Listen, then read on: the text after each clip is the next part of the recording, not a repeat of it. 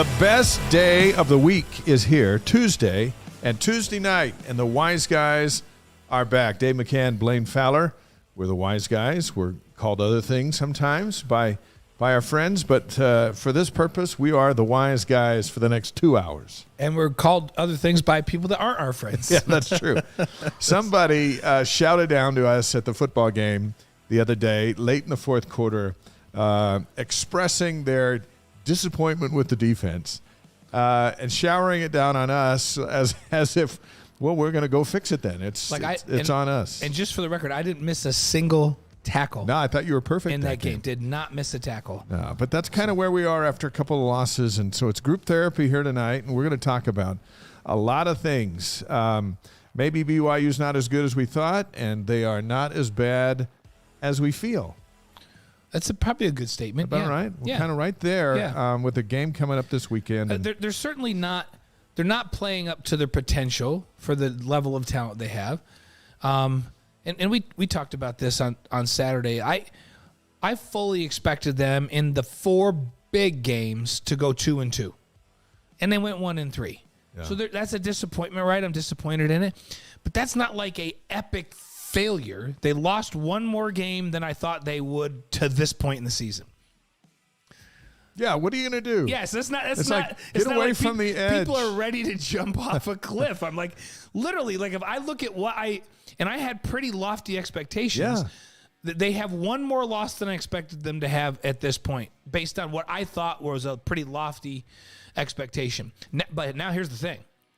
I expect them to win out now. Yeah, absolutely. I expect them to win out. So I thought after their start they could be 10-2 in the regular season and be ranked in the top 15, maybe depending on who those 2 losses were to, in the top 12. And I thought that was pretty high expectations. If they do win out and they end up 9-3 and have a chance to go to a bowl and finish the season with anytime you have a double-digit win is a pretty special season. But I get the sense people are just ready to just cash it in. It's almost like we're 0-6. They're done. They're just done. So jump on board with us and share your opinions. You can share them with each other, and we'll, of course, talk about some as they come through. But I wrote an article in the Deseret News yesterday about, and we're going to talk about it tonight, but was more about, hey, look, with a little more offense, BYU could be in a position to win that game. That didn't excuse the defense, but the future of the Big 12 are these shootouts that they have every week already, and that's what BYU's joining. You'd have thought that I'd gone into homes and stole their kids' piggy bank and walked out laughing. And it's just like, I'm like, what? Guys, it's not that bad. Yeah, and it's here, just not. They need to get better on their third down defense. Yeah. But I'm not talking like crazy better. And instead of being 12 of 15 on third down conversion defense, if they were 8 of 15, they probably win that game. Right. And the Notre Dame game. They just get 4 more times when they get off the field, right? Yeah. Same thing with Notre Dame. The difference between winning and losing is pretty small margin. And the difference between college football now and when I played, or even 10 years ago, is that with very few exceptions, the teams that can go out and just light it up win. Think Oklahoma, think Alabama, think it's surprising when you look. Alabama's just dominating teams, but you forget how many people are like even bad teams are scoring. Yeah. On Alabama, and when I say with one exception, Georgia is in a class all by themselves on defense. Like, they go out against really good teams and just shut them down. Yeah. But I would submit that Georgia, on most Saturdays, the 11 guys on defense that Georgia puts out there are better than every single solitary player on the other team's offense. Like, they're 11 for 11 better than everybody on the other team. And that's not the case in most really, really high-level games. Hey, just look up the road. Utah 2 weeks in a row. And Utah is considered one of the best defensive teams in the country year after year. I don't think they're quite as good defensively as they've been, but they're still a top 35 defense in the country, right? 2 weeks in a row, they could not stop the other team. UCLA did anything they wanted on Utah's defense, and Utah tried to match scores, but they made a few mistakes and had some turnovers, and they lost. Fast forward a week, now they go against USC. Utah didn't look like they had a clue. Like, they could not stop USC, but guess what? Utah's offense just went, okay, we get these kinds of games. We were in one last week. Let's not turn it over. Let's force a turnover or two out of them. We get one or two more stops than they have. We could win this thing, and they end up winning by 1 point with both teams, scoring like crazy out there. And the difference was that USC turned it over, and Utah took care of the ball. Yep. And then Utah had a chance and had the ball last, and they went for a 2-point conversion and got it. That's Utah. Ask around the country to name the best defensive teams year in and year out, and Utah's always going to be in that conversation, and they can't stop anybody. And had they not converted on the 2-point conversion, their fans would be doing the same thing BYU fans did. I can't believe we gave up 40-something points. He doesn't always do it. For the second straight week, blah, blah, blah. It's just the thin margin in college football of happiness and sadness. Yeah, and look at the Tennessee-Alabama game for Exhibit A, right? Yeah. That's where college football has gone. There's some of the rules changes which have helped on the offensive side. Like, I'll give you just one I have in mind. When you're a defensive back now, or even a linebacker, you were always taught that if you're coming up to the line of scrimmage to support in the run, or a sweep's coming your way, and a big 320-pound lineman's coming out, and he's going to come and block you, you hit him right in the ankles.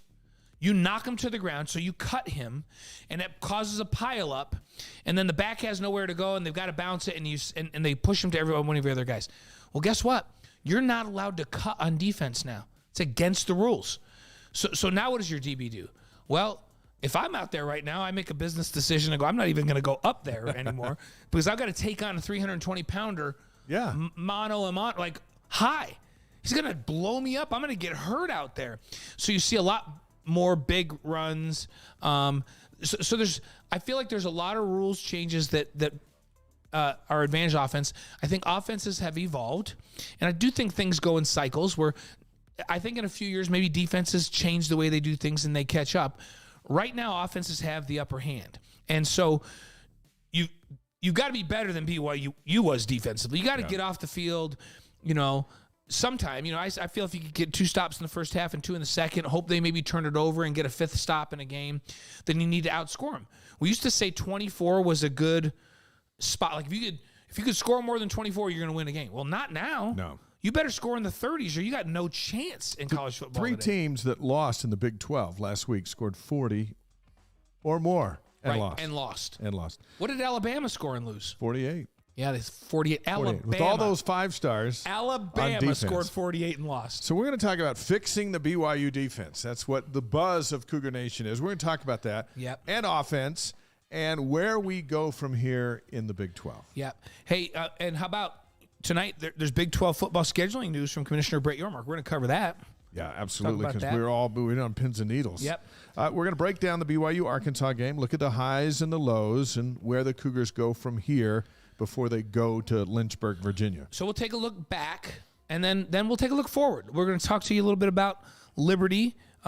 Sold out Williams Stadium, right? Yeah. It's awaiting the Cougars. This is, hey, I'm not putting words in anybody's mouth. This is their words. This is their Super Bowl. Yeah. This is the biggest game in the history, the biggest home game in history for Liberty, which is they're going to be ready to go. And that fan base, and it's not a huge stadium, but it's kind of a nice, I would say, what's the word? It's like everybody's kind of close. Yeah. The end zones are open. Yeah. So it's the 2 slabs. Sides are close. Like the old Cougar Stadium, yeah, right? But it seats 25,000. Things sold out. Yeah. A lot of interest back in Lynchburg. Biggest game in history at home. So they're going to be fired up and ready to go. I like Liberty. I like the way they're coached. I like their schemes. It's a pretty good football team. So this is going to be a very interesting challenge for BYU. It's a challenge they should be able to stand up to because BYU's bigger and more physical, right, and has a little more speed. And so BYU's got to go execute, and they should come out of there with a win. But this is not an easy task to go on the road. BYU Sports Addict writing in saying, I actually saw the coach at Liberty talking about the upcoming game on Twitter. We're going to show that to you in just a few minutes. It's pretty cool. I think it sets a nice tone for the game. So if you haven't seen it, you will see it. And Sports Addict, hang with us because you're going to see it again. BYU alum Amanda Cox is going to be live here in studio. She's part of the alumni chapters that are in charge of all the activities around Saturday's game back in Lynchburg, but she's here on campus for alumni meetings. So she's coming over, and she'll sit down with us at the top of the hour, and we'll talk about the events that are going on for those folks heading that way. Yeah, and usually the alumni chair for an area around the country, we just have them in via Zoom. So this is a treat to have them in the studio with us. She says she's bringing her southern drawl to the Wise Guys, Which is going to be a big upgrade for our show. Yeah, it really is. To have Amanda here in studio to really be an upgrade. So that's coming up. And we're going to have former tight end Andrew George, who one of my favorites. He's lives over in Colorado now, so he's going to come to us via Zoom from Colorado. We're going to talk about BYU's offense, what's happened to the tight end position. I don't know, maybe if we're lucky, we could get Drew to do a little bit of Jack Johnson. Really? I don't know if he's got a guitar handy close by, but he used to come over to our house back in the day when he was playing with Kellen, and I would let him have my guitar, and he is one of the best Jack Johnson cover guys I've ever heard. Great voice, great guitarist. I don't know if we can convince him to do it, but if we can, it would be a treat. Dennis Pitta helped us with some questions for the interview. They played side by side. One was on the right side, one was on the left of that line. Right. And so that's coming up. We're looking forward to that. And it's just about that time of the year. The men's AP Top 25 preseason basketball poll is out. We'll show you what that all means for BYU. See this shirt right here? Shout out to Dwayne Oakes, the Southwest Alumni Chapter. This is what they were giving out to the folks down in Vegas before the Notre Dame game. If and it they was sent night, a couple up. If it was night, it glows in the dark. Yeah, it would be really And you've cool. got one too. So for Halloween, we could go outside and would just be these Ys walking around. Oh yeah, I'm gonna wear mine for Halloween when we go out with my grandkids. And they'll love it. So thanks, Dwayne. We appreciate it. Everyone in Vegas, thanks for watching the Wise Guys tonight. Yep. Hey, let's talk about YouTube. We need people to follow us on YouTube. So whether you watch us just at thewiseguys.com, if you just go in there and log in there, or if you're watching it on Twitch, that's great. But we just launched the YouTube part of our platform just a few weeks ago. And we want it to get huge. And we want that to get really, really big as well. And the more these different platforms can grow and get into certain levels, the more sustainable the program is over the long haul. We want to be doing this for a long, long time and bringing Cougar fans from around the country together every Tuesday night. So you go to the page and it's right here in the chat. We put the link in on the show, and you hit subscribe, and that's free. And then you click on the bell, and that's free. And when you click on the bell, you get notified forever when we go on live or if we post something. Ding, something from the Wise Guys. And you can see on the screen right now, we post highlights from every week of so Jack, our coordinating executive producer, breaks things up into cool little segments where if you're like, oh yeah, I wish I could go see that part that Mark Wilson talked about when he quit. Yeah. And those little highlights are going to be there, and you can go back and watch this, or if you haven't watched it, you can. So even if you watch on Twitch, that's fine. Just keep watching on Twitch. If you watch on wiseguys.com, keep watching there. But we need you to go to YouTube and subscribe so the numbers get up to there, because when they get to a certain level, that gives us all kinds of tools and things that YouTube provides. We needed to get to a certain number on Twitch. You helped us get there. So go subscribe to YouTube and help us get this thing where we want it, so we have all the tools necessary to bring you really, really quality content. And we're right about 500, which is pretty good on YouTube. Yeah, considering we just started. We want to get to 1,000, so help us out and grow with us, and we sure appreciate it. And we'll keep working hard. Earl Carr says he's proud to say that he's watching YouTube right now. So Earl, just make sure you subscribe, though, Earl. So there you go. Hey, let's get into some headlines. And we've got an opportunity to tonight. A lot of times we have lots of guests. Tonight we have a little room because there's so much to talk about that we wanted to. Yeah. It's you, Blaine, and me all together in this intimate setting. Group therapy, as you described it. Big 12 Commissioner Brett Yermark announcing today that the 2023 Big 12 football schedule will be released in early December as opposed to this month, which was the original idea. So BYU's going to have to wait a little longer to find out who will be their first opponent as a fellow P5 and member of the Big 12. Yeah, there was some disappointing news from the commissioner, and then some good news from the commissioner, because while we hoped we would have football schedules this month and basketball next month, now we're going to get both next month. But he did say, it confirmed, that there's no divisions among the 14 teams. Note 14 teams, right? That they're not going to be in divisions. They're just going to have a round robin. You're going to play 9 teams in division. But he said Texas and Oklahoma will be in the league for the next 2 years. So he reiterated that. Kind of fun. Sooners and the Longhorns in the league. Those are big-time names that are moving to the SEC, and BYU's likely going to get a chance to play at least one of them in each of the next 2 years. And BYU's got a little bit of a series going with Texas. I think it would be, and they've had a game against Oklahoma down in Jerry Jones, but wouldn't that be nice to get one of them into Provo next year and another one the next year? Absolutely. So there's 9. We're figuring there's 9 league games. There's 14 teams. So there's 13 potential BYU opponents and 18 dates in the first 2 years. You got to believe that maybe Oklahoma and Texas have been there each a home and home. That's possible. That would be really fun to play. My choice would be next season to get Oklahoma at home and Texas on the road, because we've had Texas at home and on the road. Let's get Oklahoma before they get everything figured out. Right. Which right now they don't. True. They are scoring a ton of points. Preferably before Texas is back. Didn't Oklahoma score 70 last week or something crazy like that? Against who? Kansas or somebody? I can't. It was nuts. But it was a shootout. But let's get Oklahoma home and Texas on the road this next year. And then how about Texas home and Oklahoma on the road the next year? Because it would be really great for Cougar fans to have a chance to have Texas here once more, but to go to Texas, which is really a special place, 110,000 people in the stands. And then also to have an opportunity to have the Sooners come to Provo, but to go on the road to Tuscaloosa, or not to Tuscaloosa, to I'm thinking Tuscaloosa's Alabama's home. To Oklahoma, to Norman, to that stadium, and to have a chance to witness that in person. That'd be really, really fun to have those two schools to be able to do that before they go to the SEC. BYU plays at Arkansas next year. It'll be their 3rd non-conference game. And so then the question becomes, who do you want them to open with after the Arkansas game? There's no easy team. Like, well, it's Kansas. They've always been in the doormat, but they're not the doormat anymore. Kansas is scoring points like crazy. Kansas State, no, there aren't any. So who would you pick coming out of Arkansas to come back home, because that's a road game, so it's likely a home game? I want Iowa State. Iowa State? And they're not bad either. Yeah, they've been a top 25 program. We're not agitating Iowa State. Well, we're just saying. But I do feel like there's a little bit of a chip on our shoulders about Iowa State, because Iowa State was very vocal about keeping BYU out the last round. Yeah. So maybe there's something to play for, to just say, hey, guess what?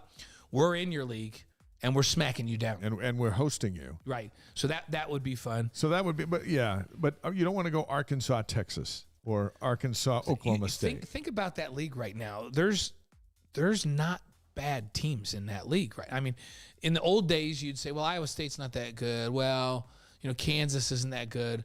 Iowa State's a solid football team, and Kansas is scoring points like crazy. Yeah. Kansas State is very, very good. Who's bad in that league? Oklahoma State's a top 15 well, let's see the program. Newcomers. Cincinnati, they're good. Central Florida, they're having a decent year this year. Houston might be the worst team of the group as of right now, because they've really struggled out of the gate, but they're pretty good. Houston's been a ranked team in the last couple of years. So I don't know. That is maybe one of those guys. That's a good league. Yeah, that is a very good league. Here's the big question, and it's deep. BYU Sports Addict asked us, why was Iowa against the shooting? Remember, it's Iowa State, because Iowa's in the Big Ten. Yeah. It was Iowa State who's in the Big 12. And they didn't like BYU's honor code. Yeah. And some of the points, a lot of it, which has been reworded and redefined, so it's a little clearer. But they jumped on that, and let's be honest. What we did learn is that the Big 12 really wasn't going to expand anyway. They were just trying to use leverage to get more money from their TV partners. So while they caused a rift that hit us a speed bump, it turns out that maybe they weren't being so honest, the league, with BYU in the first place. Right. Like, hey, go to all this. We just want to, oh, by the way, we're not asking you out. We just wanted to see if you would say yes. We were seeing if you were interested in a date, but we weren't really going to ask you on a date. So what kind of football are we going to see in the Big 12? And I think it piggybacks off of what we just saw, even though Arkansas is in the SEC. But as you look at the kind of games in the Big 12, I would say get ready for a season of shootouts, especially if you're going to win those games, because BYU is going to be undermanned. They're going to be The depth isn't going to be there in year one. It's going to take some time. So to win some of those games, it almost feels like it's going to be like Saturday, only BYU can't have 3 turnovers in a shootout because they can't afford to fall behind in possessions. So I was just going to this. You mentioned a few scores. So here's the Big 12 scores from last week. West Virginia played Baylor, 43-40. West Virginia wins. Oklahoma and Kansas, 52-42. Oklahoma wins. Iowa State and Texas, that was a low-scoring event, 24-21. That's a low scoring. And then TCU and Oklahoma State, 43-40. I mean, that's back and forth too. It was they scored. That's kind of what you're looking at. So if you're gonna shape your program to go into that, and you played in a lot of shootouts, and back in the days of the WAC, some of our best seasons had games where Wyoming scored 40-something points, but we scored 55. Yep, that's what happens. So if you're Kalani and you're going, all right, we got 5 more games in a bowl game, 6 more games to get ready for our first, and then 2 FCS and FBS games before Arkansas and the Big 12 next year. Are you going, I have things I got to fix on the defense. That's understood. We all understand there's things to fix on the defense. But I got to go in to score points. Yeah, you have to be able to score. I didn't even mention Oklahoma and Kansas, did I? Oh, no, you didn't. That was 52-42. Oklahoma won 50. So, and to give you an idea, everyone's like, my goodness, BYU gave up 600 yards of total offense. Well, guess what? Oklahoma had 701 yards of offense against ranked Kansas, and Kansas only had 430. They only had 430. Yeah. Couldn't win with 430 yards and of total offense. It doesn't bother the winner. It doesn't bother the winner to go, we gave up. Tennessee isn't bent out of shape for giving up 48 points to Alabama because they got 51. That's what matters. Tennessee had, so to give you an idea, in that Tennessee-Alabama game, we're talking about Alabama here, right? Yeah. Tennessee had 567 yards of total offense against Alabama, scored 52. So did those 5 stars forget how to tackle? Alabama had 569 yards against Tennessee. And their coaches that are making $3 million as a coordinator, did they lose their minds? Yeah. Did it just happen? Football has changed, yes. But here's the thing. Tennessee figured out a way to get off the field a few more times than Alabama, and that's how they won, right? They got off the field a few more times. And so BYU has got to get better on third down. That's when you get off the field. When you play well enough on first and second to get your opponent into a third down situation, that's when you've got to be perfect. When everybody has to be assignment sound. You can't have missed tackles. You have to have the right leverage and take the right angle, and you got to get off the field. And if you can do that 2 or 3 times more than your opponent, say you do it 5 times in a game, and your opponent only stops you 3, then you win. Yeah.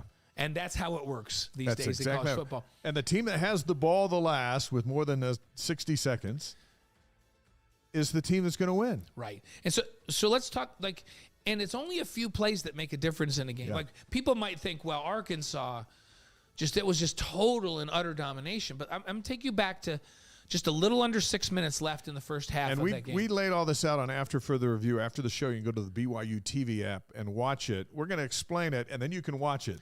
Yeah, I would submit there's 4 or 5 plays that completely changed that game. 4 or 5 plays. And so BYU is up 21-17 with the ball. And they... 6 minutes left in the half. 6 minutes left in the half. And we're thinking, wow, BYU gets the ball coming out at halftime. If they can take this down and take 4 or 5 minutes and score and go into the locker room with a 28-17 lead and all of the momentum, and then come out and get the ball first and go down and score. Totally different game. And this is a 35-17 game. I'm not sure Arkansas can recover from that. That's just way too much, to be able to overcome. Well, so what happens instead? BYU goes down on third down. Jaron Hall runs with the ball.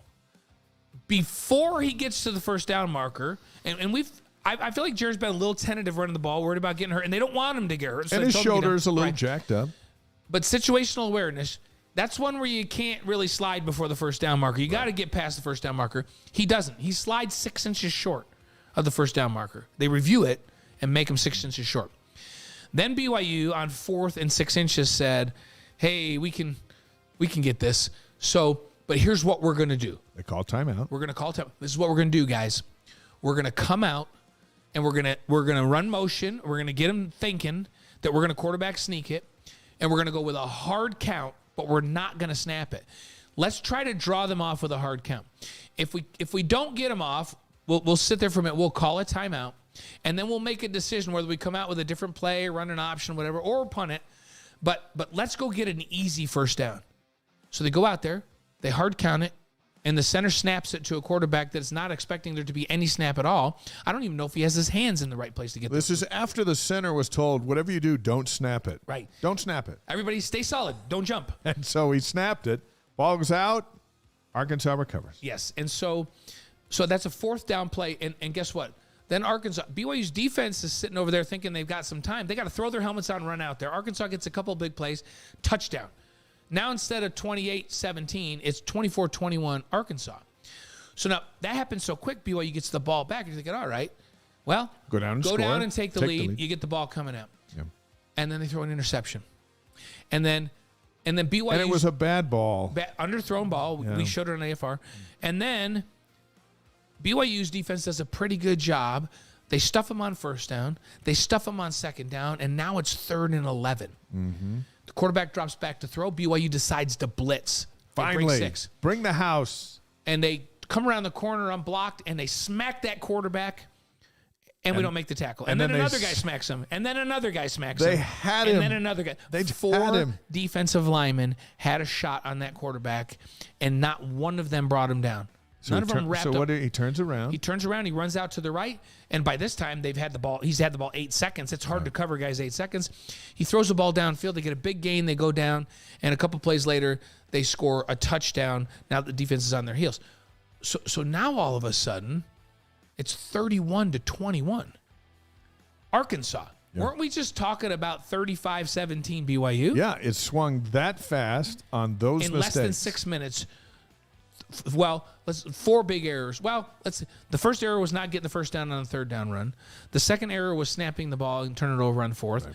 The third error was throwing an interception. And the fourth error was not being able to tackle a quarterback when 4 guys hit him on 3rd and 11. So 17 points there. A 17-point swing, right? Right. And then BYU loses by 17. Right. And then BYU did come out on the first drive of the second half and drove all the way down the field and scored. 3. But the gap was there. Yeah. The momentum was lost. BYU couldn't get off the field the rest of the game for some reason.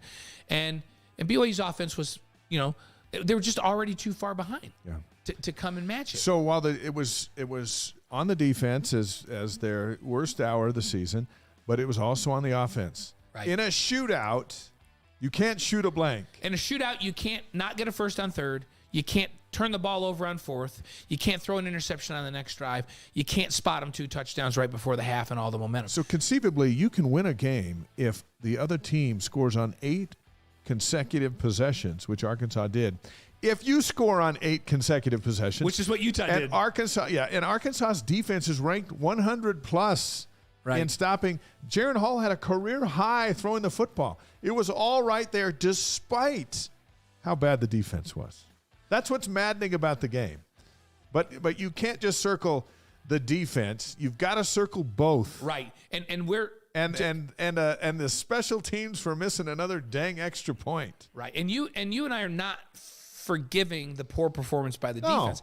I feel like the defense, if they can get off the field in 2 of those 8 drives from that 6-minute mark, instead of letting them have, just get off the field twice, right? And they couldn't. So yes, this is a lot goes to the defense, but the offense was a big contributor to the turnaround. When you fumble the ball, fail to get a first down, and throw an interception all in the last 6 minutes of a half, you contributed.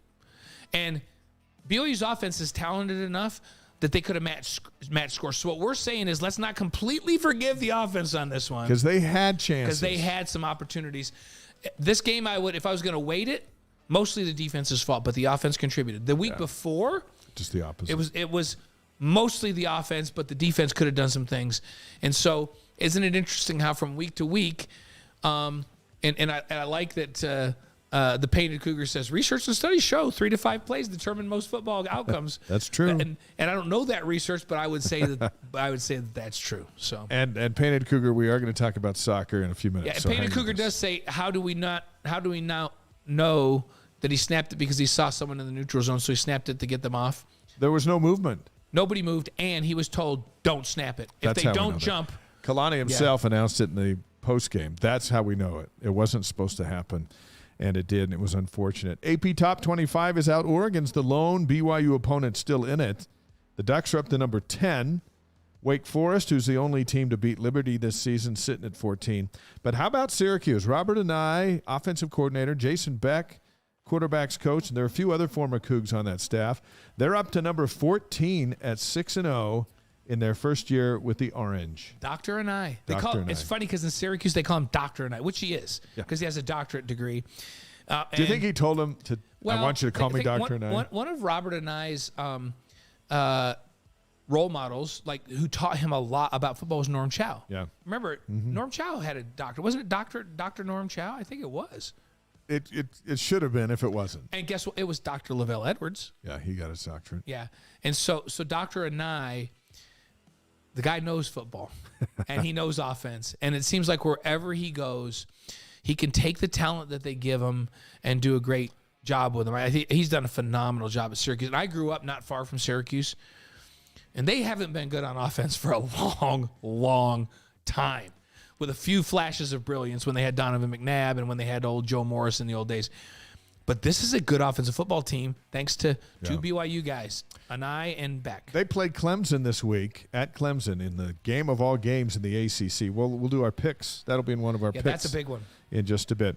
All right, let's focus on 4-3 BYU, 6-1 Liberty, Saturday. Sports Nation Game Day begins at 1:30 Eastern, 11:30 a.m. Mountain Time on BYU TV. Cody Epps, I sat down with him. What a just a fantastic young man. You'll see that interview on Game Day, and you'll say to yourself, wow, for just a freshman. Not only is he great on the field, but wait till you get to know him with his helmet off. And when you hear from Cody Epps and watch this piece that Dave did, you're going to learn what we've all known with our interactions with him this last couple of years, because he's a freshman. He's been here for a couple of years because of a red shirt. But he is a perfect fit for BYU. Yeah. He's exactly what BYU needs. And remember, like as Brian Logan, Bilo, who we work with all the time, Bilo used the term double minority. So he's not a member of the Church of Jesus Christ of Latter-day Saints. He's African-American kid. So he's in the minority religiously. He's in the minority because of his heritage. He is a perfect fit for BYU. And he's in the business school, and he's got plans. He's doing great in school. He's smart. He embraces the culture. He loves that he's different but fits in. He loves how accepted he is. And, he fits in great because he's just a really good Christian kid, right? So you don't have to be a member of the Church of Jesus Christ of Latter-day Saints to feel really plugged in at BYU. If you're a Christian kid and you come to BYU, you're going to find that even if you're not Church of Jesus Christ of Latter-day Saints, you fit in. Because you have the same ideals and you believe a lot of the same things. And that's what we find from Cody Epps. He is just such a great fit. And let me tell you, this kid is really talented. I'm really excited about his future. Oh, yeah. As a freshman, he is lighting it on fire, and he has such great awareness in the open field. So I love how he fits in off the field, and I love how he fits in on the field as a freshman. I asked him about his relationship with Jesus. And he speaks freely of him in his social media posts and this and that. Wait till you see his answer. That'll be Saturday on Game Day. Really, really fun. Games on ESPNU at 3:30 Eastern, 1:30 Mountain. Yeah, live post-game show back on BYU TV as soon as it's over. Right. Second meeting between BYU and Liberty. The first meeting was just back in 2019 in Provo. Liberty made the trip out. BYU won 31-24. And I remember in that game we thought, first of all, we were impressed with the program, and second of all, we were impressed with the skill set and talent level. They had a great quarterback and a great receiver. And they were really well coached, and that hasn't changed. They're really well coached. They've had some problems at quarterback because of injuries this year, but they're pretty solid defensively. And this is a 6-1 football team coming in. BYU's uniforms for this road trip are going to be white helmet, white top, royal blue pants with the white top, the royal blue highlights and trim. Yeah. I think it's a really clean, good road look. Yeah, I think they're gonna pop and look good. Stadium sold out, 25,000. Weather's going to be sunny with a high of 71 in Lynchburg, and BYU just under a touchdown favorite. Yeah, 6.5 point favorite. So, see, and we already alluded to this, but all of the media coming out of Lynchburg, coaches are not shying away from the fact that they think this is the biggest home game in the history of the program. And remember, when they started this program and moved into the FBS division, their idea was, hey, we're a Christian school, religious-based institution, and we want to be known for quality education, but also quality sports across the board. And the pattern, which we should pattern ourselves after, is what BYU has done out in Salt Lake or out in Provo. And they didn't make any bones about it right from the very, very beginning. And when they came out here in 2019, they talked about that. BYU is what we want to be like. Yeah. And so to have BYU, a P5 team, really, you can argue they're an independent, but they play a P5 schedule. Yeah. Perennially ranked. Hey, just when they lost last week, they dropped out of the top 25 for the first time in 17 weeks. Right. This is a huge home game for Liberty, and they're not shying away from saying that. Coach Hugh Freeze had a little pep talk with his team. Liberty recorded it, and then they put it out on social media to give you a taste. Those who are watching on our live stream will see it. On the podcast, you'll hear it. But let's listen to it right now and get a taste of how big of a moment this is for the Liberty Flames.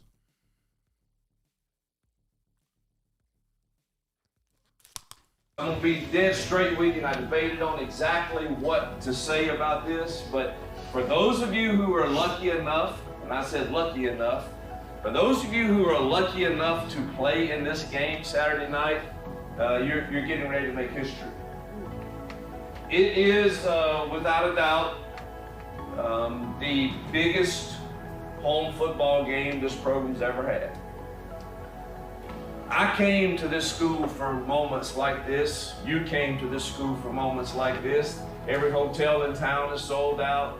The stadium is sold out. You'll be on national TV. It is a big game. You don't approach it any different as far as preparation, but there's no hiding from this fact, and you are lucky and fortunate if you get to prepare to play in it. And I want you to embrace that, but at the same time, you must earn it. At the same time, you must earn it. And they add some music there for drama, because that's what we do when we put stuff on social media. But you get the sense that he's coming from Ole Miss, where he was a coach before Liberty. Right. He knows what big games are, and he's trying to convince his guys and his fans to come to the game, not stay home, and not sell your tickets to BYU fans, because they want this moment. I'm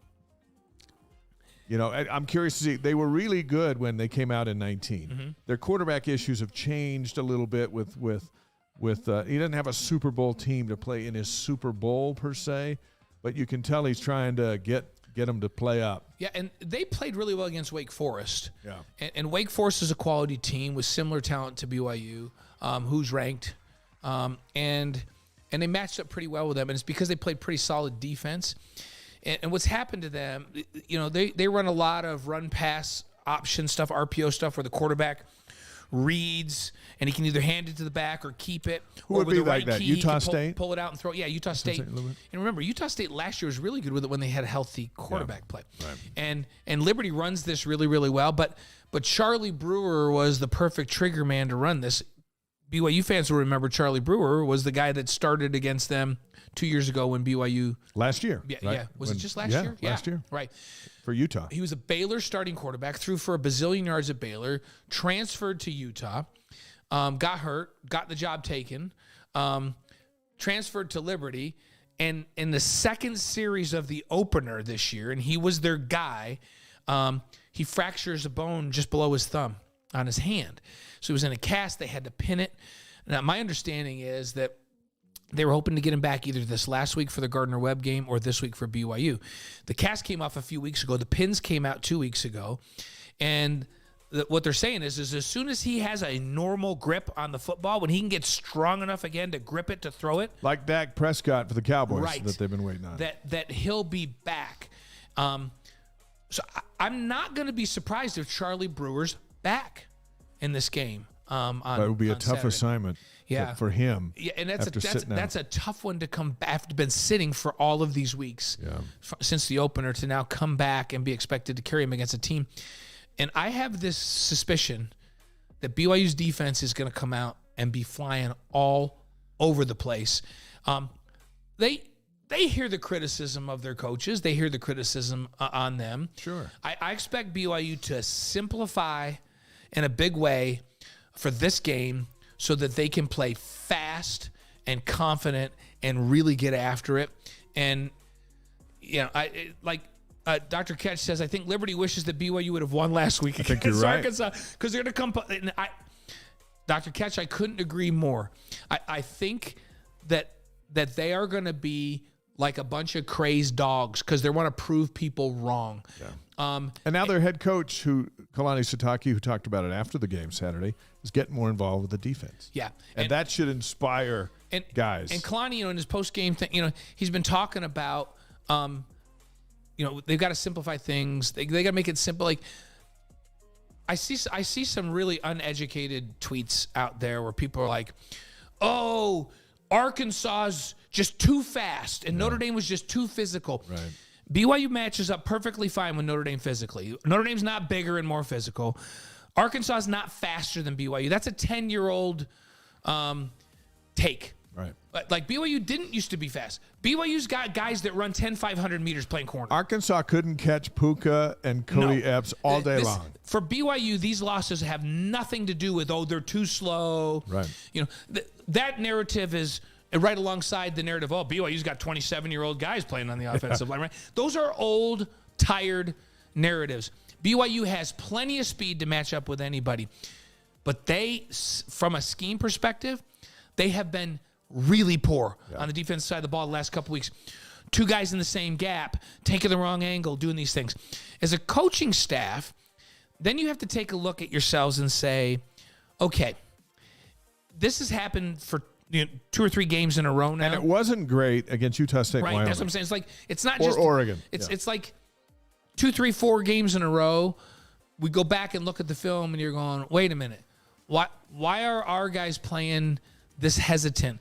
Why do I have 2 guys in the C gap and nobody in the D gap? Yeah. Why is my end going in like he's supposed to, but the backer's going to the same spot and not spilling out and take it?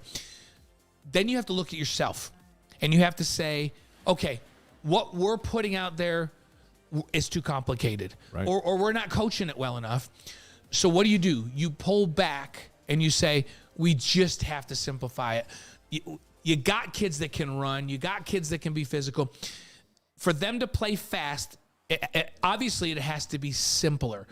And so I think BYU is going to come with a simpler, more concise game plan, especially on the defensive side of the ball, so these athletes can play fast and not be confused. And that will make all the difference. And if they can do that, then Liberty's going to have some problems. Then they're dealing with a team that was number 12 a few weeks ago. And Bluesville 1 asked me, Blaine, is the speed there in the D-line for rush? And BYU, I really like their guys at end, and typically your ends are upfield rushers. Tyler Batty's got plenty of speed to get around the edge. You guys got like Mangelson and Larson, and these guys are all fine on the end. They don't have great quickness inside. I'd like to see them upgrade there on the inside, but those guys are big enough to hold their ground. BYU not getting pressure is a scheme thing.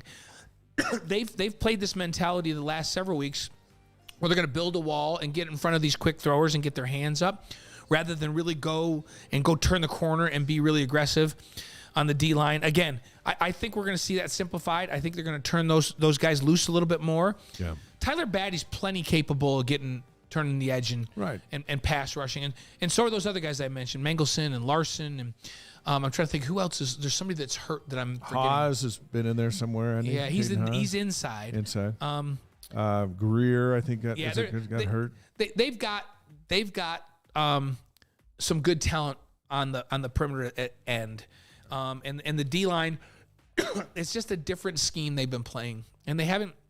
This last week they brought 5 and 6, but they didn't really just release the hounds and let them go get it. All right, while you take a drink, let's listen to Kalani Sitake. Here's what he said as he addressed the media to start the week as they prepare for Liberty.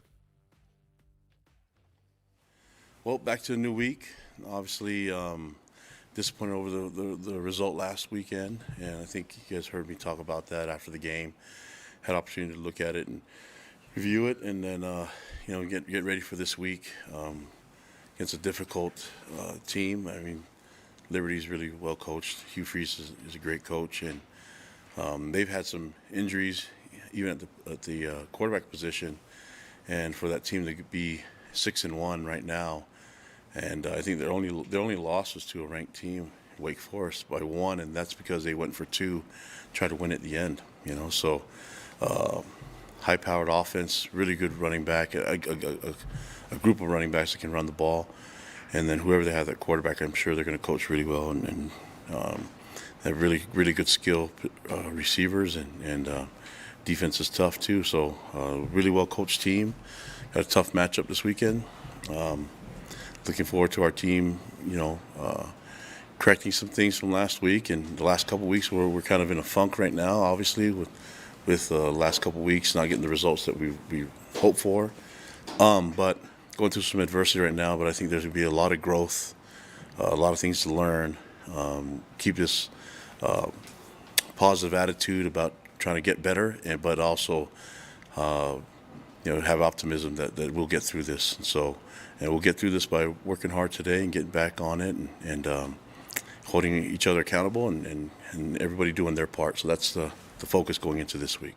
Kalani Sitake, who they ever have at quarterback, he said that because they're preparing for any one of 3, right? Yeah. So we mentioned Charlie Brewer's injury, and then they replaced Charlie Brewer. They have a really talented freshman quarterback in Caden Salter that played, for 4 games. And Jonathan Bennett has won the last 3 games. Right. So Bennett, who's a junior, he's played in the last several. The problem with Salter and Bennett is completion percentage hasn't been great. Not as experienced as Charlie Brewer. In that type of offense that they run, that RPO, you'd expect completion percentage to be in the mid-60s. And Caden Salter, was right around 55%. And then Jonathan Bennett has been at right around 50 to 51% in these games. And the touchdown to interception ratio, Salter's 2 touchdowns, 2 interceptions. Bennett, who's been the guy that's won some games for him, 6 touchdowns, 6 interceptions. So it's an interesting thing. So against Gardner-Webb, they win. He's 17 of 30 for 222 yards, 56% of his passes, 1 touchdown, 2 interceptions. So the quarterback play hasn't been great. Yeah. With the second and the third guy, and they're still winning games. That's what Kalani's talking about. Hugh Freeze does a really nice job. He's a very good football coach, and they've figured out how to win games even when they've had to play their second and third guy. So it'll be interesting to see what happens if Charlie Brewer comes back. And their wins: Southern Mississippi, UAB, who beat BYU in the bowl game, Akron, Old Dominion, UMass, and Gardner-Webb. Those aren't you're not writing home on any of those wins. But there were one loss. Wake Forest was number 18 back on September 17th, and the Flames got beat 37-36. And went for 2, as Kalani mentioned. And they get that, and all of a sudden they've got a signature win. Hey, Utah goes for 2 and gets it against USC, and that's a big-time win, but they easily could have gotten stopped when going for 2, and they lose, and everybody be going, hey, what's going on? So that's how close they are to being undefeated right now. And their running backs and receivers are different than BYU's seen the last. BYU's seen these big, fast, powerful, tireless. Like when I was watching film of Arkansas. So the first thing I do when I'm watching film is I look to see what personnel group, what kind of personnel group do they have on the field when I'm looking at their offense. How many so when I say personnel group, is it 11 personnel? Is it 1 running back and 1 tight end? Is it 12? One running back and 2 tight ends. I'm looking down at Arkansas film. I'm like, can't tell what personnel group this is. How many tight ends are out there? And I'm thinking, why can't I tell? Well, because their wide receiver was 6'5". Yeah. Their slot receiver was 6'4". Their quarterback 6'4", 240. Their running back was 6'3", 230. Their tight end was 6'5", 255. Like, this was a big, huge group. And then across the front line, Arkansas was 6'7", 330, 6'6", 320, 6'7", 320. It's an enormous football team. Notre Dame was also a really big football team. So Liberty is a different challenge. A lot of quickness. They don't have more speed than Arkansas, but a lot of quickness. Day Hunter is their top running back. He's 5'10", 190. He looked like a midget out there on Arkansas's team, right? but he's averaging 6 yards a carry. So he's got great quickness. Lewis is their kind of backup guy that spells him. He's 5'8", 170. Like, I don't know if you could even see him if he was on Arkansas's huddle, right? Their top receiver is Demario Douglas. Real quick route runner, gets separation, great feet, really, really quick. He's 5'8", 170. He's by far their leading receiver, 34 receptions. He's averaging 16 yards a reception. He gets a lot of yardage after he catches it. He reminds me of Cody Epps, as a little smaller version of Cody Epps. So this is a very different look team than what BYU's faced the last couple of weeks. And BYU needs to approach this like a season opener. This is a regroup after what happened against Arkansas, and whatever adjustments are being made to take the field back there and face just exactly what you described and take care of business, and then come home for East Carolina. They're back to a G5 schedule now for the rest of the way, except for Stanford on Thanksgiving weekend. So a P5 should go and pound G5s, even though they don't always. But under these circumstances, that's exactly what we should expect to see on Saturday because of where they've been and what they're coming from. Right. BYU should be, down the stretch here, a little bit bigger, a little bit stronger, a little bit faster than everybody they play down the stretch. Until the Stanford game. Right. And Stanford, I think BYU has a little more team speed than Stanford does, but Stanford's a big football team too. So until they play Stanford in the last game of the season, BYU should have a size advantage. They should have a speed advantage. They should have a strength advantage in every game. But you know what? That's all nullified when you don't execute. Exactly. Like when you got two guys in the same spot, or you've got three defensive backs lined up at the same depth playing man-to-man, and when the other team runs a crossing route, the three of them run into each other like the Three Stooges. That's not good. And a guy comes wide open. No. You can be really big, really strong, really fast, but if you're not where you're supposed to be and you're not executing, you get beat by teams with less size, less speed, and less strength. And Liberty is a team that so far, even without their number one guy in Charlie Brewer at quarterback, they've figured out a way to be really effective because they've executed really well. That's a testament to good coaching by Hugh Freeze and his staff. So this is no walkover back there. But if BYU plays well, they should beat them. They should win. Saturday afternoon, 3:30 Eastern time, there in Lynchburg. As for the BYU Boise State start time, we're still waiting on that. That's in 2 weeks on a Saturday up in Boise. Let's hope it's not like 9 o'clock at night because the weather's starting to turn. Yeah, we're going to know that next week, here. right? Women's volleyball, number 17, BYU. They're at number 4, San Diego, on Friday on the WCC Network. What a huge battle that is. Cougars back home October 27th against Gonzaga on BYU TV. Hey, and how about BYU women's soccer? Like one of our listeners, viewers, said, hey, are you guys going to talk about women's soccer? Yeah, we're going to, because I feel like they're back. Yeah. Right? They're finally figured out a lot of new faces, but a lot of talent on that team. And Jen Rockwood told us early on, they're going to be able to compete with anybody, but it just took some time, I feel like, for this team to gel a little bit. They're fresh off of a 4-1 victory where they dominated over previously unbeaten Portland, who's a really, really good program. They've got a huge showdown at Pepperdine in Malibu tomorrow.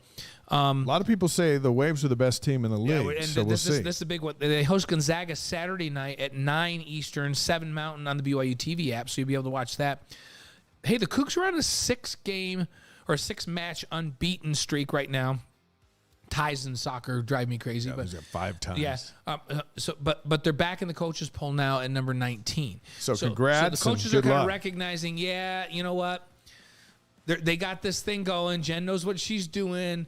The young talent's coming along. Mark my words, by the end of the year, this will be a team that will make some noise in the WCC tournament and the NCAA tournament. Here's the thing. We've seen that soccer field in Malibu on campus. I would just be staring at the ocean That's the my whole problem. game. That's my. How many times have you and I done a game at Pepperdine, a basketball game, and we're in the arena, and I'm saying to you at the breaks, like, nobody's here. BYU's got like 3 times. Why does anybody come here and play basketball?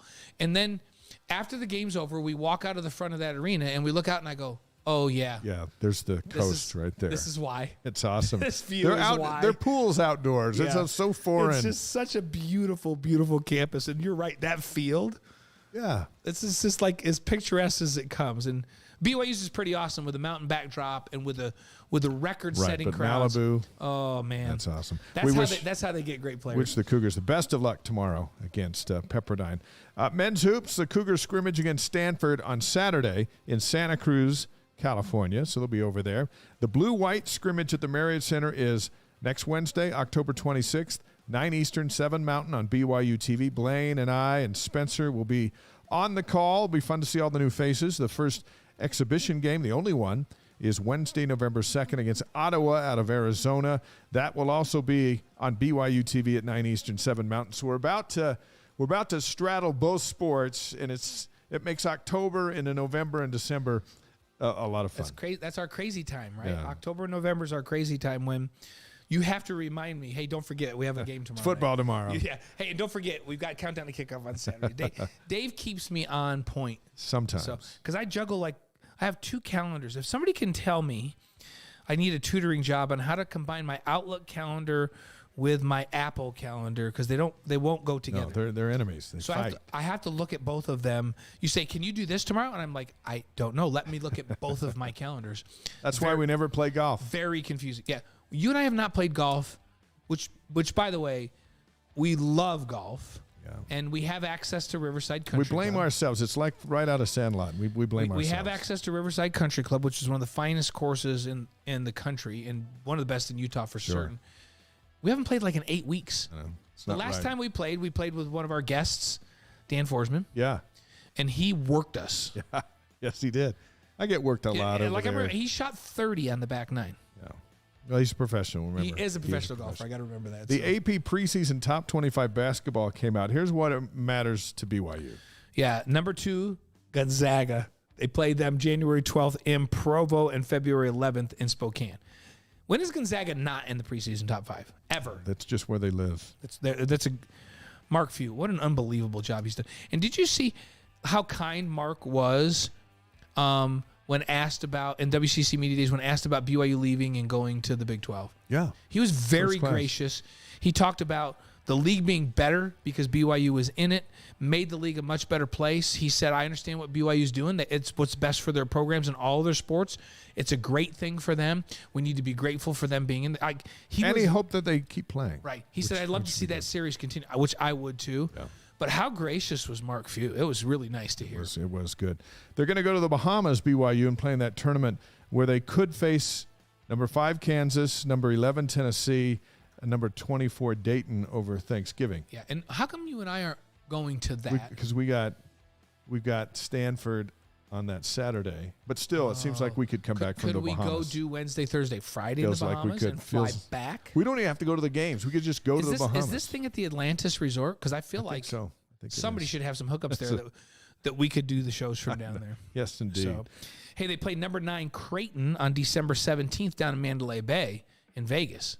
Now, you should have some hookups for that. We got some hookups. We're going to give out some tickets, too, to our Wise Guys because you crew. know the promoters of that game, right? Yeah, and we're going to have them on the show. Yeah, we'll have them on. And maybe, hey, if you will promise us that you will go and subscribe to the YouTube, to our YouTube channel, We might give you some tickets. we might find out. We might figure out a way to do a raffle or something for some tickets to that game. Yeah, let's do that. So November 19th is San Diego State, or number 19, sorry. The Aztecs are number 19. November 11th, they host BYU in San Diego. So that's the involvement for the top 25 for BYU. those are when BYU goes to the Big 12, the 2 rivalries out here in the West that I want to see them keep alive are San Diego State and Gonzaga in basketball. And Utah. Throw Utah. Yeah, and in there. Utah. Yeah. It's just like I think that it's a great rivalry with San Diego State, but there's a lot of respect there. Brian Dutcher, and Mark Pope have respect for one another. They're two really, really good programs, and I feel like Mark Few and Mark Pope, those two rivalries I think are ones that we should work really, really hard to keep in that basketball schedule. Yeah, I agree. Speaking of hoops, Big 12 Commissioner Brett Yormark announcing the 18-game Big 12 basketball schedule for 23 and 24. Both for the men and the women will be announced in December. Talked about that earlier. Hey, BYU Sports Addicts saying, okay, is it going to be the Big 14 for the first couple years? I don't know, but the answer is it's still going to be called the Big 12 because that's their trademark, but there are going to be 14 teams for 23 and 24. And if they expand and bring some of those in, the Big 16 sounds good to me. The Big 16. I'm fine with that. The Big 16. So, and people are mentioning that we need to get like Oklahoma and Texas up here. Yeah, we weren't counting on them. No, we thought they'd pay their fee. Maybe on the long gone. chalkboard we'll just draw UT. But grantor rights were a little more complicated than we anticipated, and so they're staying. Yeah, a little more complicated than they anticipated. And how about Brett Yormark, the commissioner? Pretty sharp. Oh man, he's so far ahead of the curve, and he's doing a great job. He's already had discussions with the television partners about extending contracts and all that, and he's getting a jump on the Pac-12. So that's pretty cool. Hey, women's hoops. BYU's exhibition game against Westminster on October 27th at 9 Eastern, 7 Mountain is on the BYU TV app. Our really good friends Spencer Linton and Kristen Kozlowski will be calling that one. All right. Coming up on the Wise Guys, Brandon Doman and Steve Cleveland will join us next week. Alema Harrington, Max Hall will be with us as we kick off November. Kellen Fowler is going to be with us. We're working on Brandon Campbell, the bassist for Neon Trees, to come in. That's going to happen. David Nixon will be with us as well as we roll into the holidays. More news and notes from campus in just a bit. But our first guest tonight is a BYU alum from the class of 1996. She's the alumni chapter chair in Charlotte, North Carolina, working with the alumni chapters from North Carolina Central and Washington, D.C., as BYU fans converge on Lynchburg, Virginia this weekend for the BYU Liberty football game. Amanda Cox, welcome to the Wise Guys. You've traveled a long ways to be on our show. Thank you so much for having me. So what have you been doing all day? So I've been at the BYU Alumni Conference for the last couple of days, and I'm glad I was in town. What is the BYU Alumni Conference? Is that because they exclude Blaine and I from all those? Hey, Dave and I did graduate from this fine institution, but we've never gotten an invite to that. So how do we get in on that in the future? As soon as you become a chapter chair, and somewhere in the United States, you get invited to. So you're telling us it takes some work. Take some responsibility. Okay, so we'll probably never be. So when are you going back? When are you going back? I fly back tomorrow. Tomorrow. Yes. Okay. And so you'll be there for the big game and all that stuff. Yes. When I hear about what Amanda's like, she's like 96. I'm feeling like she's probably walking in here going, yeah, when I was in school, we were number 5 in the country, and we went to the Cotton Bowl and we spanked Kansas State, future Big 12 opponent. Is that how you feel when you come in here? I don't know that I necessarily feel like that, but I remember my football years at BYU. It just was fondness. We asked this question to the Tampa, Eugene, and Las Vegas alumni folks as they got ready for their pregame festivities this season. How big of a deal is it to have the BYU football team come to your area? Oh, it's a huge deal for us. I mean, my family and I travel every time they're just about east of the Mississippi. We've been doing that since my children were young. My oldest is 23 now. So we really, since my husband and I graduated, we have been following them and try to attend every time that they're east. There's something about it. We've been on the road with the team. There's something about when the buses pull in. What is it? It is a bonding thing, right? For sure. And it's funny as we travel, everybody thinks that we're all from Utah, and they all are always so grateful that we've traveled from Utah, and we explain, oh no, we're really local. We're close by. But they are. It is just for us, it's just seeing our alma mater come to town, and especially when it's not as close as a lot of other alma maters. For sure. So you live in Charlotte, right? I do. In the Metro Charlotte area. How far of a drive is it from Charlotte down to Lynchburg? It's about 3 hours. So that's not too bad. No. That's not too bad. It's like us going to St. George. Yeah, well, lots of people make the drive from all around here 3 hours in for games on Saturday for a home game. So you're heading home. You're going to drive down to Lynchburg. Like, how many fans do you think are going to make the trek? It's a 25,000-seat stadium.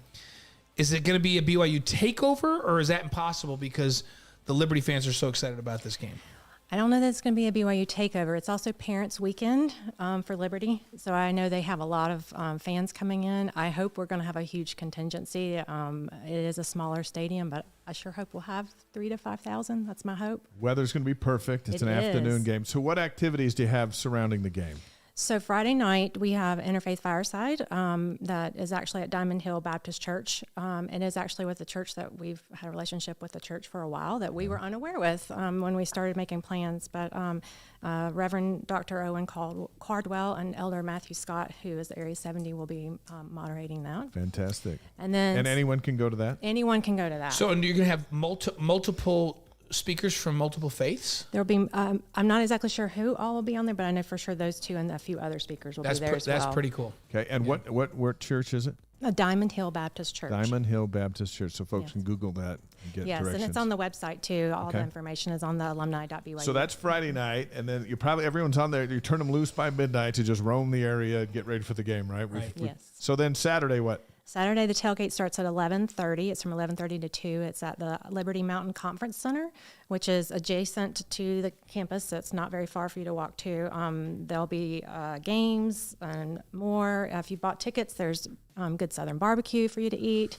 And then we have our service project as well. We're doing a literacy drive in conjunction with Liberty School of Education, the BYU Education Society, and Southern Virginia University's Education Department. And what is that? What are you trying to get done? So we are collecting books and will benefit the United Way of Central Virginia. So these books will go out into the area for children that are lacking literacy books, or also they create packets for children that are rising kindergartners, and they will have those books for them.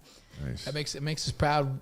Wherever BYU goes, there's always some charitable project that's going on, and people locally benefit from it, which is really cool. Absolutely. In fact, when I was on a Zoom call with Liberty, they were saying, y'all are the only ones that have ever asked to partner with us as an opposing team, and you didn't just come in and kick up your heels. You're coming in to work and serve, so we appreciate that. We've got a link to your website to get all the information.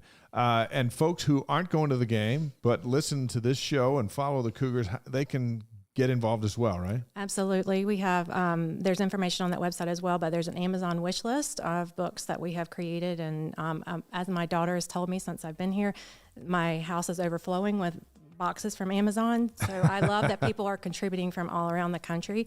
I had 201 books at my house before I left to come out here, so I don't even know Wow. what is there. That's awesome. So it's very exciting. Such great stuff and such great exposure for BYU and for our good partners at Liberty. Absolutely. Who have come right out and said that they want to be the BYU Yes. of the East, which I think is Yes. really a neat thing. And Southern Virginia universities, there's a lot of schools out there that want to be like BYU, and it's a good model to follow. It is, and they are so close, and so that's what we thought about. It was like, BYU is going to walk away, but they're an hour away, so that we create that relationship, and they'll be able to continue that after we leave. So I want to take you back to, you mentioned that there's going to be some Southern barbecue there. Now, Texas people are always trying, and Dave served his mission in Texas, Right. are trying to tell us that the best barbecue in the United States is in Texas. But I have North Carolina friends and Virginia friends. My son went to law school at the University of Virginia, UVA, in Charlottesville.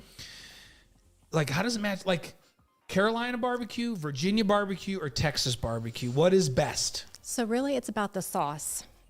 And so each area has different sauces. And so, there's the mustard-based sauce, there's the vinegar-based sauce, and there's the tomato-based sauce. When you're making it at home, which way do you go? I don't make it at home. Really? It requires a smoker and a lot of plans. And that's more Professionals? than, Is yes. that what you're saying? And there's plenty of professionals back there. There right? are. So you're never at a lack of it. But I'm a mustard-based sauce girl. So outside of being here for those few years as a student at BYU, you've spent your whole life in the Carolinas. I have. North or south. What are Blaine and I missing? What are the folks out west missing from your homeland over there in the Carolinas? Excellent food, excellent hospitality, and I think it's just that neighborly, generational knowledge together of being together and looking out for each other. That's what to me growing up in a small town in the South. Is that what it's like. Southern hospitality? Is that the definition of Southern hospitality, right? Yes, we can also we're very genuinely kind, and we can be very genuinely unkind as well. So does everybody follow the Panthers back? Because we got Brady Christensen back there playing left tackle for Carolina. Mm-hmm. Yeah. Everybody in Carolina follow him Yes. and support him there. Yes. There are a lot of BYU alumni in that area. We were back for the West Virginia Right. game at the Washington, D.C., or the Commander Stadium. The Commander Stadium, yeah. What was it, JFK or something, whatever it was? Yeah, I don't know what it is now. That's where I don't know what the new name. And there was of a the stadium is. huge following of BYU fans from that area. And then we were at the Virginia games, and so how many are in that area? In the Charlotte area? Gosh, we have 6 stakes now, which we did not have before, and it just continues to grow. In fact, we learned a few weeks ago when the new stake was created that North Carolina is the 5th fastest growing state in the church outside from the West, other than the West. So Wow. Yeah. I think it's a big area, and we love it. And you don't mind there. crossing the border into Virginia for a football game? Well, actually, my husband is from Roanoke, Virginia. Oh, man. Oh, yeah. So a Carolinian married a Virginian. Wow. So and we met here at BYU. You met here for BYU. that's where people. So people from North Carolina and Virginia, they go to Provo to move back to the southeast after they're married. Before we hit you up with 5 quick questions, and we sure appreciate having you on, what's the key? 3 keys for BYU to win this game on Saturday? Oh, I hope we just play well as one of the things. I think number 2. Play a complete game for once?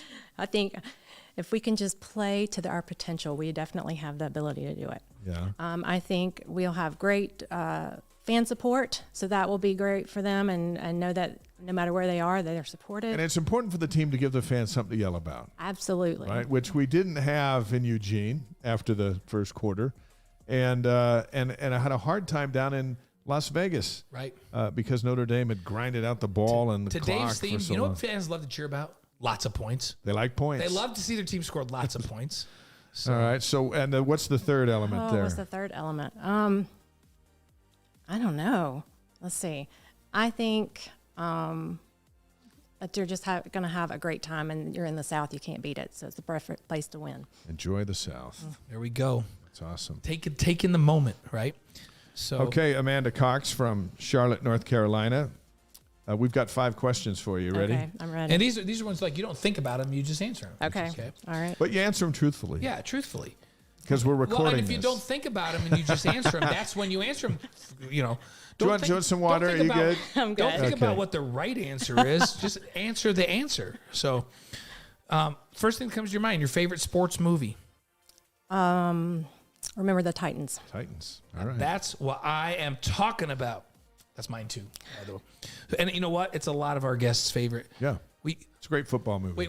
What did Dan Forsman? We were talking about Dan. What was Dan's again? It might have been Hoosiers. Was it Hoosiers? Was he it in that one? Hoosiers or was his a golf movie? Oh, I thought it was Rocky. Wasn't it Rocky? I can't. I don't know.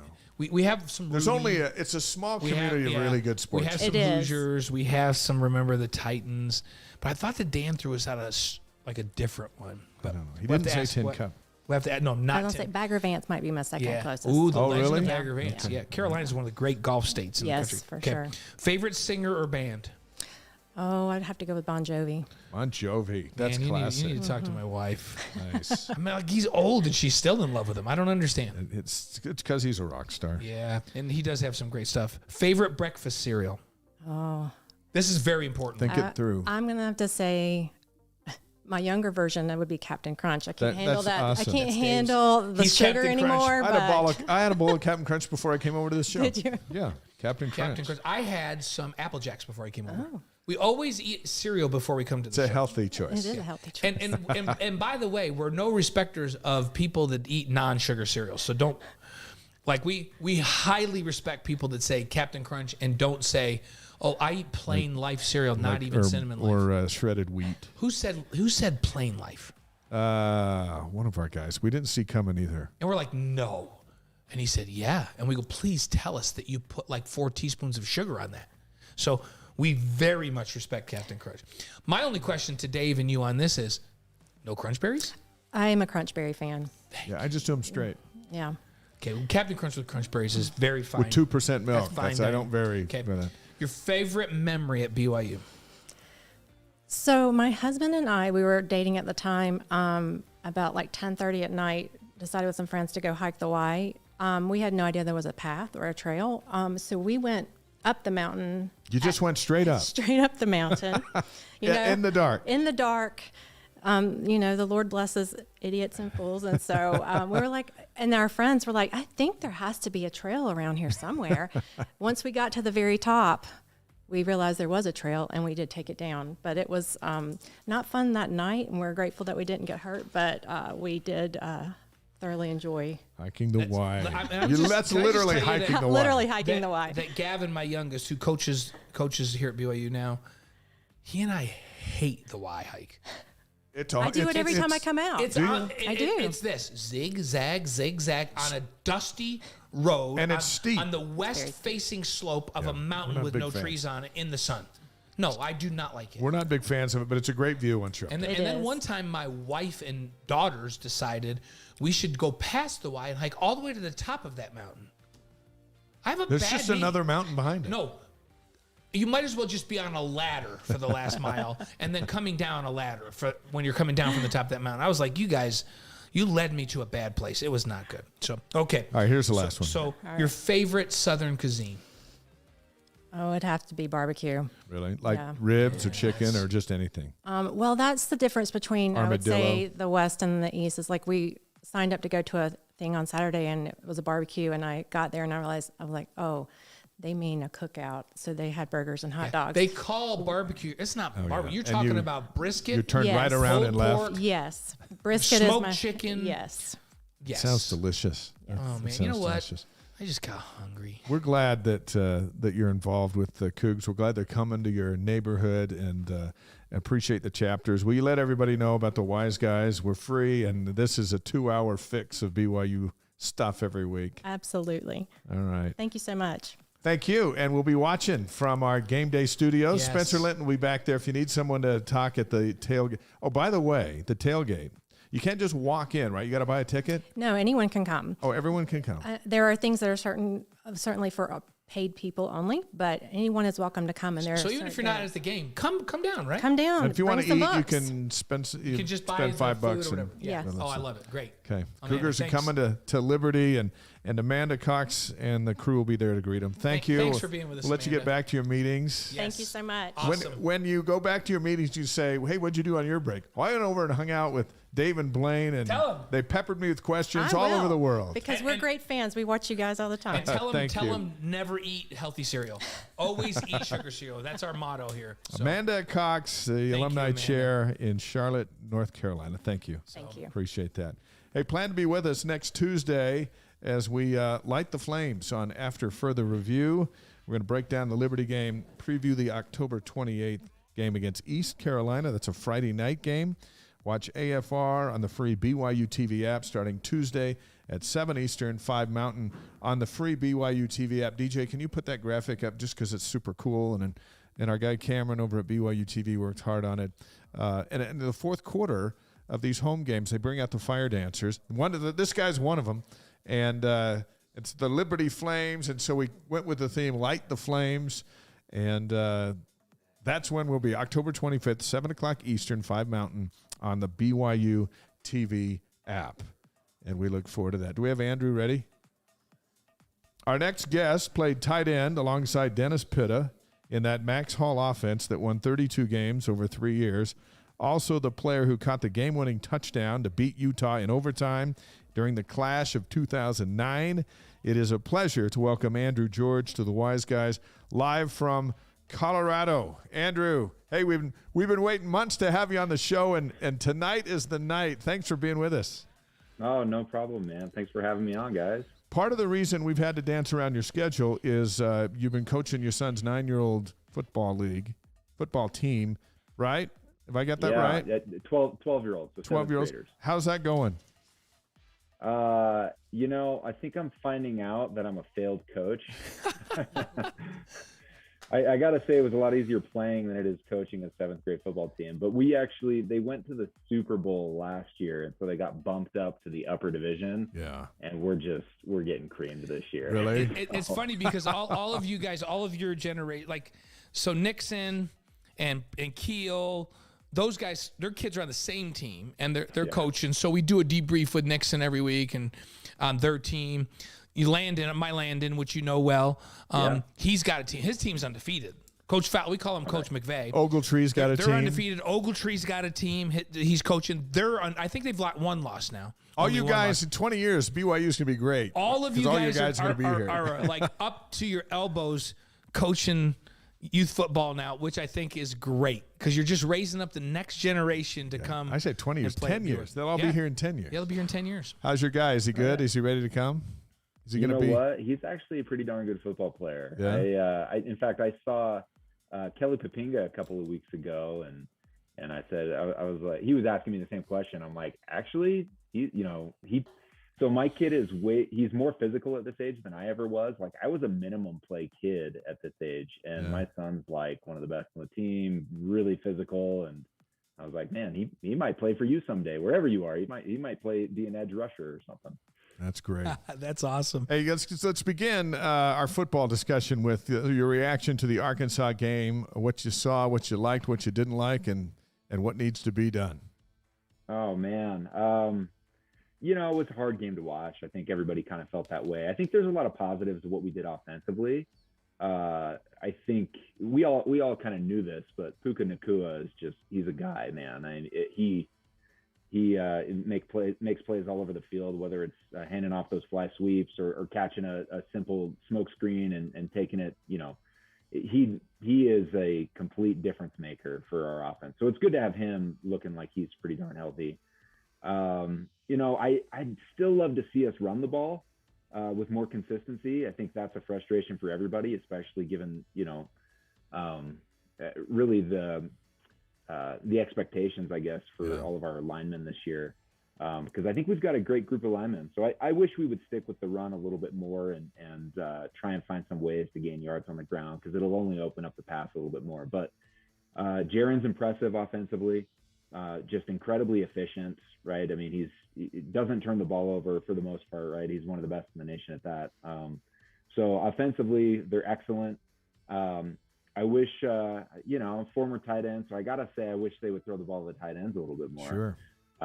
But they utilize the tight ends differently than we did in our offense with Coach and I. It's a much different scheme. But I'd love to see them really put some pressure on the tight ends to win on some routes and really develop those skills there. Defensively, I mean, obviously giving up over 50 points, that's frustrating. We all kind of saw that. And I'm not really sure what the answer is defensively. I mean, we're having a hard time stopping the run. So I don't know. I know the guys will figure it out. And I think that's kind of what I take away from it. And I try and keep perspective, is nobody cares more than Kalani and his crew. So I know they're working like crazy to try and fix some of the issues they have. I mean, third down conversion was a massive problem. I know defensively. I mean, they couldn't get off the field. And I think probably the worst one was that one, I think it was right before half, where we missed like 5 tackles on the third and 11 and a chance to get off the field, right? Yeah. With the right call defensively. Yes. Yeah, absolutely. You have the right call defensively. You've got you've got a sack, and you have him in your arms with 3 different guys, and he managed just to escape. I mean, credit to him. He's a big, tough guy, but at the same time, I mean, we make that play, they punt it away, then we have a chance to get points before halftime, and maybe it's a different game after that, maybe not. I don't know. But, it was funny because Nixon was talking to us today, and he's like, you got your scout. You know that dude is 240 plus pounds. So when you're coming in, you don't hit him up in the shoulders. He says you drive right through his waist with your shoulder pad, just like you would a tight end or a running back. You've got to tackle him like a real player when he's that big. And so he was really disappointed that everybody kind of came in and hit him high. When you watch film of that guy, and all season long, he's just bouncing off dudes and making plays like that. So yeah, you've got to know your scout, and you got to know what you're supposed to do when you get there and arrive at the ball. And tackle him in a different way when he's that big. This defense didn't have an identity, so they go to Liberty. What do you want to see them come home from Liberty with, having gotten done? We know Kalani's more involved in the defensive side this week, and some changes have been made, but they're going to go to Liberty and exercise whatever they've done. What identity do you want to see from the defense moving forward? Third down is number one. I mean, Kalani said that, since the end of the game. Third down is is the down defensively that you have to be excellent at if you're going to win a football game. So I'd love to see a much better percentage third down, getting off the field. I think it starts with that. I think that's completely accurate. I mean, we're talking about stopping the run. We haven't been great at that this year. I'd love to see us be able to stop the run against an opponent like Liberty, who, you know, they're still a quality team, but they're not going to have the guys up front that somebody like Arkansas does. And so I'd love to see us be able to manage the run a little bit better. I think we've been honestly pretty darn good in the secondary for the most part. You know, you don't see a lot of teams getting behind us and big plays that way. It just seems like, you know, I don't know. I would love to see more pressure on the quarterback. I think that's primarily what's going to get us off a third down. I think we just saw too many times with Arkansas. He's got a lot of time to throw. And with other teams, right? When you have that much time to throw and we're playing any kind of zone defense, just knowing as a player, anytime I loved seeing zone defense because I felt like being able to read what they were doing and sitting zone holds. And if our quarterback has time to throw it, we're going to exploit that zone defense all day. So yeah, finding ways to get pressure on the quarterback for sure. You know, Dave wrote an article this week in the Deseret News, and like people were going off on it, like, "Oh, what are you talking about?" And I read the article, and I'm like, "Man, he's exactly right on this." I like when Blaine reads my stuff because I always read his stuff, by the way, every week. But I was like, "No, he's exactly right." And then he told me today that people were like just going off on him because he suggested, you know, everybody's going off about BYU's defense because of the 23 of 31 third down conversions over the last two games, which rightly so. BYU's got to get off the field. He and I've been talking, I've been going, but it's not way more times. Like instead of being 12 of 15, if BYU holds them to 8 of 15, so they get 4 more stops. In college football today, it's about scoring points. And you just look at the top 25. Look at that Alabama-Tennessee game. Look at Oklahoma-Kansas. Like in games between ranked teams, losing teams are scoring 40. And the winner scoring mid-40s or 50. And so Dave wrote this article about the trend in college football being production. And he pointed out that 15 P5 games over the weekend had an average point total of 79.4 points. In the Big 12, which is the league that BYU is joining, Kansas and Oklahoma combined for 94 points. Oklahoma State and TCU combined for 83. So did Baylor and West Virginia. So the question he posed in the article was, sure, BYU's got to get somewhat better on defense, but should they be focusing on being way more explosive offensively? And is that the trend? And is BYU going to have to score a lot more points and be more prolific offensively to compete in that league? That's a great question. What are your thoughts? Yeah, I think the Alabama-Tennessee game is a prime example. I mean, those are two excellent defenses, and they're getting the score run up on both sides. So, I mean, I think there's a point to be made there that it's not all about being able to stop your opponent. It's about being able to keep up with them offensively. And so, but I mean, I can remember games when, you know, when I played, it was kind of, you know, those games where you felt like offensively we had to score every series if we were going to have a chance, just because, you know, for whatever reason, the opposing offense had a beat on our defense that day, and those things happen. And there were some games when we couldn't do things offensively that we wanted to do, and the defense had to step up. So I think it kind of can go both ways. And I know everybody's frustrated about the over 50, you know, giving up over 50 points, and rightly so. You're not going to win a lot of games if you are giving up that much, but if you can't match what they're doing, definitely on the other side of the ball, offense for offense, I mean, the chance isn't there for you to win. I think that's a valid point, though. I went out on a limb and I said, if the defense is going to allow 52 points, the offense has to score 53 to win the game. It's basic math. Right. Yeah. The team with the most points wins, and Jim McMahon said the same thing. He said, hey, if they're going to score 49, let's go score 50 because the object is win the game.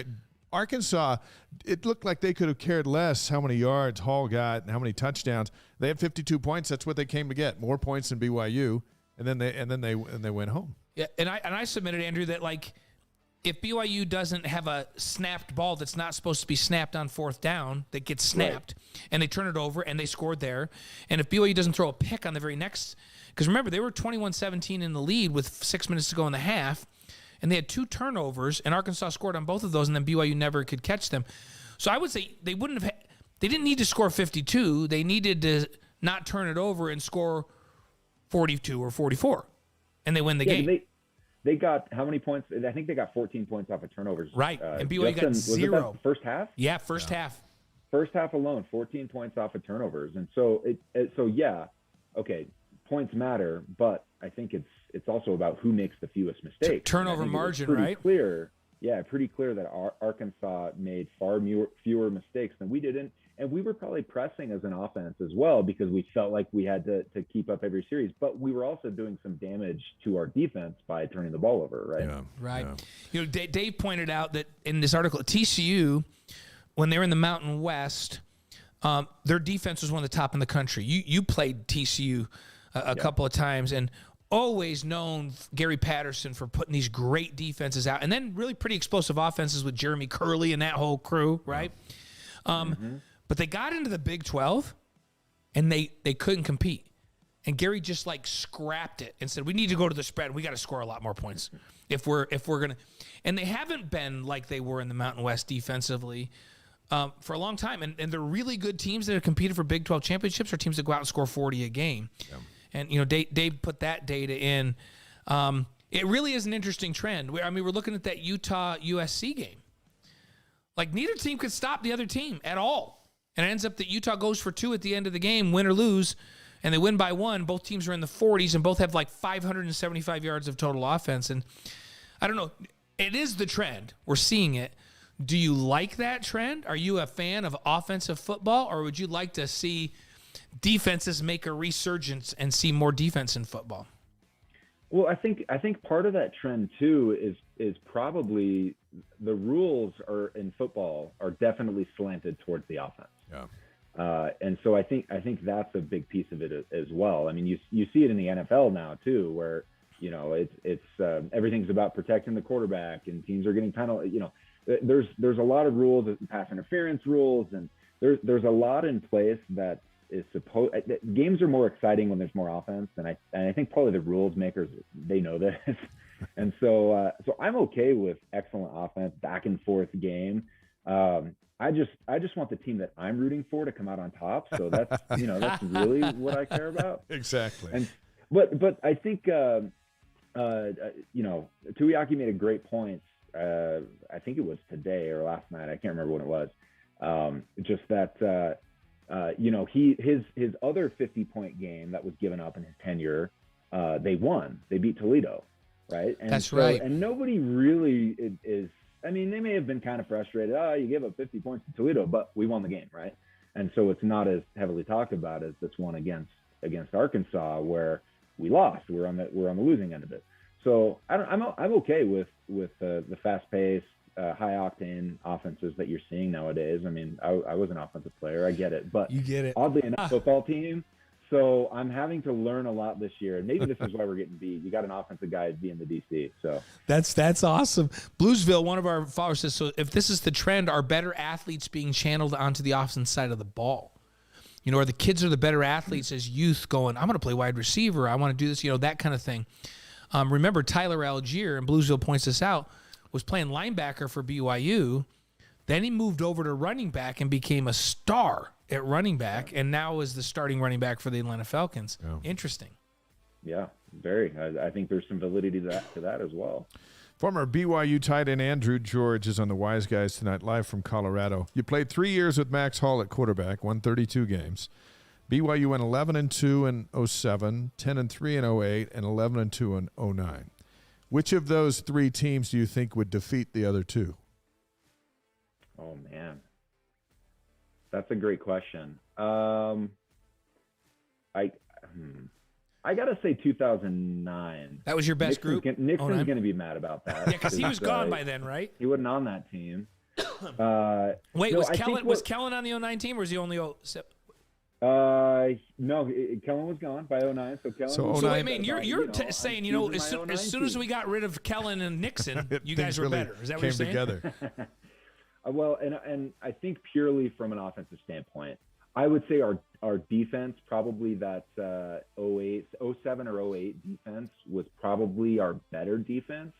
Now Matt Bauman and Brett Denny are going to be mad at me. Yeah, but I think our 09 offense was special for a couple of reasons. I think Max that '08 season kind of ended with kind of a sour taste in our mouth, right? We lost to Utah, and then we lose our bowl game, and I think it became very clear offensively where the ball was going in 2008, and it became a little easier for defenses to key on what we were trying to do. I mean, Austin Collie, incredible player, and a lot of balls went his way. And if you watch that '08 Utah game, they sat a safety over the top on him, and that's when Max kind of got himself in some trouble in that game. 2009, and I just thought Max spread the ball around really, really well. Not to mention we got Manasseh Tonga back that year, and Nas, I mean, doesn't get enough credit for how good he is. But having Nas and having Harvey in the backfield, I mean, those two, absolutely incredible. The things they would do, not only blocking but receiving, just their knowledge of the game, their feel for pass protection. I think we did some incredible things. And then I think we were hard to defend with our backs and our tight ends and the formations and things we would do. So I think at least offensively, we were much more well-rounded in 2009 than when we were in 2008 or 2007. Well, plus you beat Oklahoma, and then you beat the Utes. Yeah.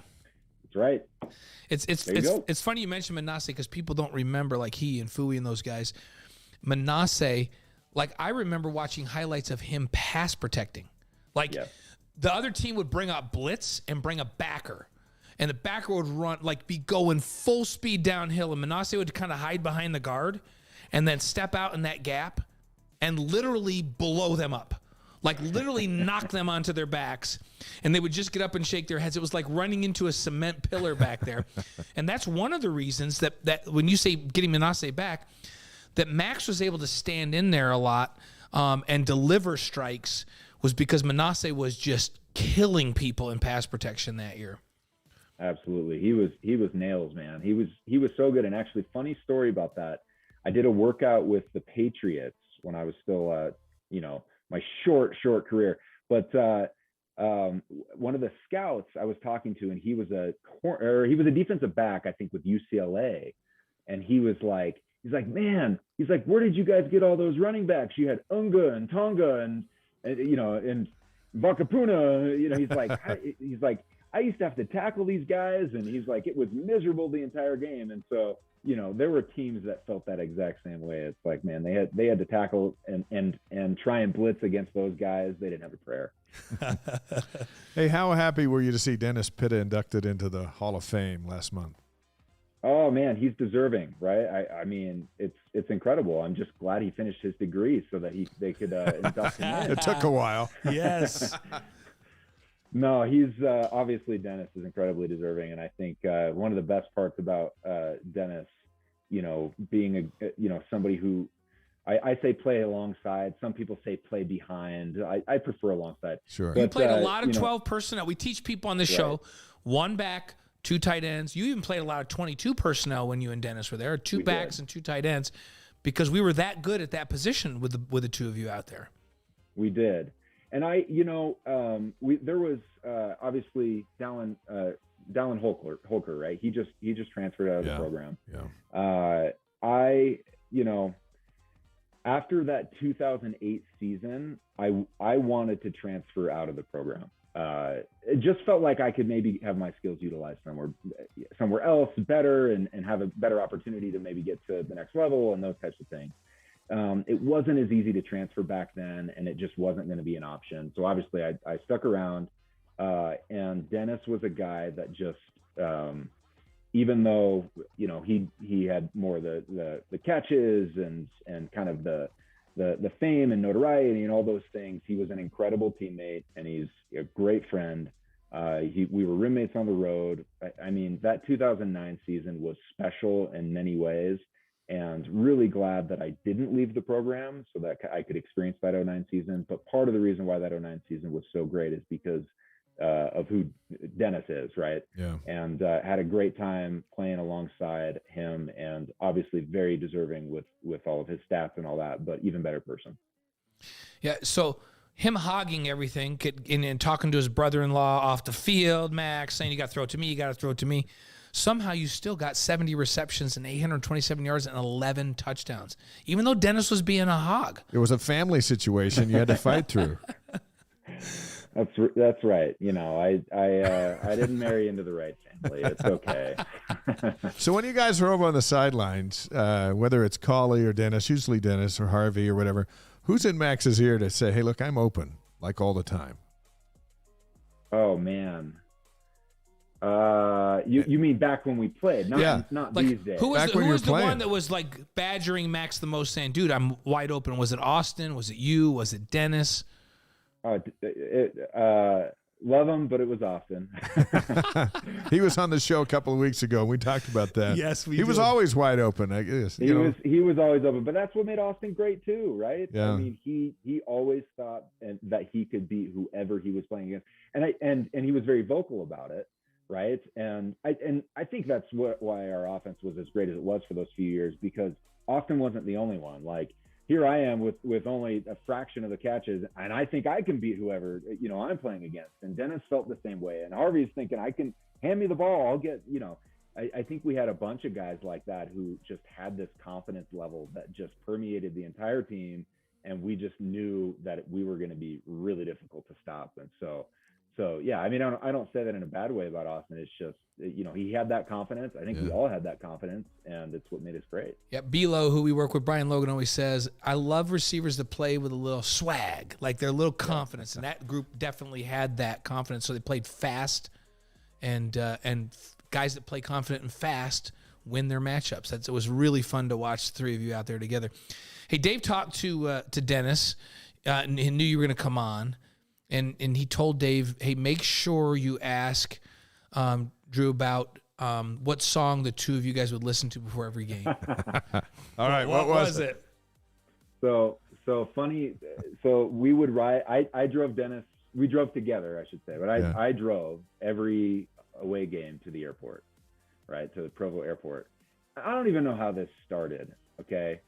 But there's a funny piece of this as well. But the song that we would listen to was a Kelly Clarkson song. I don't know how. What? Don't ask me how. But Dennis Pitta's favorite movie is also She's Got Game or Mean Girls. Those are his two top movies. So Wait. this might help you. He understand. told us that his favorite movie, well, we asked him sports movie. Yeah, we asked him We sports should movie. ask him regular movie, because I can't believe he So said this Mean Girls or this She Got Clarkson song is in that movie? I don't know if it's in the movie, but somehow it became this song. Okay, so we listened to it as loud as we could on the way to the airport before the Oklahoma game in 2009, and it was Kelly Clarkson, "My Life Would Suck Without You." Game. What? Oh yeah, she Okay, sang that at listen- Stadium of Fire. Oh my gosh! Hear me out on this. Okay. Okay, so then we go to Oklahoma, and of course we win the game. Yeah. And so the next away game, I think did we play Tulane? I think we played Tulane next. And it was like, well, we did this last time and it worked. I guess we have to do it again. And we won again decisively. And so then the next away game, we're like, well, guess we have to do it again. This. And the funny part is that next away game, Coach Lamb needed a ride to the airport. And so he rode with us to the airport. And he's like shaking his head at us like, what are you guys doing? So I think we did that every game until we lost an away game, which I think, actually, I don't remember which away game we lost. Maybe we didn't lose an away You game. might not have lost an away game You that didn't- year. you You guys were only won 11-2 that year. I'm gonna look up the schedule now 'cause so we we lost know. to TCU at home, and we lost to Florida State at home. So Yeah. we didn't lose away games. So We can Kelly all thank Clarkson was the Clarkson key? for that. My life would suck without. So do you Kelly remember the Clarkson. words? I don't. It's been years. I probably can only sing them when Dennis is in the car with me. Oh my gosh! Wait, Dennis so said you would appreciate his question. Here's about my question. So I told these guys, hey, maybe we can convince you to get your guitar out and play some Jack Johnson for us, like the old days up man. at our house. Yeah. Like those- Andrew used to come those up to were our the days. house. We'd pull out my guitar. He and I would play some songs, but he inevitably would end up with he could hit those Jack Johnson. He had those great guitar chops, and he could do that, and he sounded like Jack Johnson. I mean, that's pretty much how he got girls when he was at BYU, was with his Jack Yeah. Johnson stuff. You still My do wife that? she just rolls her eyes at me now. Is that right? She doesn't give me any attention on that stuff. What? So, She's Wait, over it. yeah, tell me about it. Did you get her with that though? Like originally, did she think it was great? Did you play some Jack Johnson stuff for her, and you kind of got her interested with that, right? I can't really remember. I probably tried, and my wife is the type who it may impress her, but she's not going to let you know that it impresses her. And I think that made me like her even more. All right, let me ask you one more follow-up to this Kelly Clarkson situation. So I'm just trying to visualize two guys that are 6'5", baddest tight end tandem, one of the best in school history, going to the airport listening to My Life Would Suck Without You. Are you singing at the top of your lungs as well, or are you just listening? Of course, singing. That's what I thought. We wouldn't have won all those games. That completed the if we just picture. That completed the picture of what I was sitting there going. You guys had a lot of fun, didn't you? We did, and again, that's why I think that's. Yeah, go ahead. I got to tell you, your away schedule that year, whatever you did worked because you just killed people on the road that It was year. Clarkson. It was the magic. It's we Kelly beat, Clarkson. We beat Wyoming that year. Yeah, so at Tulane, of course, the away schedule was easy. At UNLV, which was a 59-21 affair. At San Diego State, 38-28, a little closer. At Wyoming, another 50-point outburst, 52-0 at Wyoming. At New Mexico, too close, 24-19. And that was it. So you guys, no wonder you kept singing that song. You were killing people on the road. Some people say it's the schedule. I say it's the Kelly Clarkson song. I'm going with you on the Clarkson. There was something magical about that. We're with Andrew George. A couple of more questions, and we'll let you go. We appreciate you joining us live from your home in Colorado. Let's hit on a couple of milestones and then some keys to the game on Saturday. 2008, your first touchdown catch, a 1-yarder in a 1-point win at Washington. What do you remember? Oh, man. I mean, I remember a lot about the game, about that play in particular. It's just, it was, we start Dennis out as a wide, out wide, motion him down, and we just kind of down block and then release. And Dennis draws attention to the front pylon, which I think we probably scored on that same play probably 6 times in my career. Yeah. And it was because, again, he draws the attention to the front pylon, and I'm open on the kind of back corner route. But I remember just catching the ball, and what I really remember is I wasn't sure if I was in the end zone in the back. And so, I caught it, and I remember kind of looking down to put my feet down. I'm like, oh, I'm good. And then just being like, hey, all right, touchdown. I don't know. That's what that feels like. So you think, of your 11 touchdowns, maybe 6 of those were on that very same play? Yeah. Awesome. Oh, yeah. Okay. So you have a multiple touchdown game also in 2008 in that 21-3 win against New Mexico. That's your only multiple touchdown game. What do you remember about that one? One of them was the exact same play as the Washington one. I think we called it 62 power or something like that. So, that one, so very similar, back in the end zone. The other one was just a corner route. I want to say it was kind of open field, maybe around the 20-yard line. So we were maybe kind of in the red zone and cut it right at the front pylon.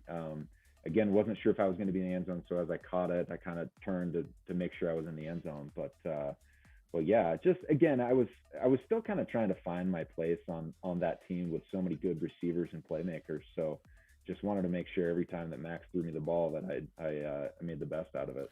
Let's go to 2009 and the play that all of Cougar Nation knows you for against Utah in that overtime win.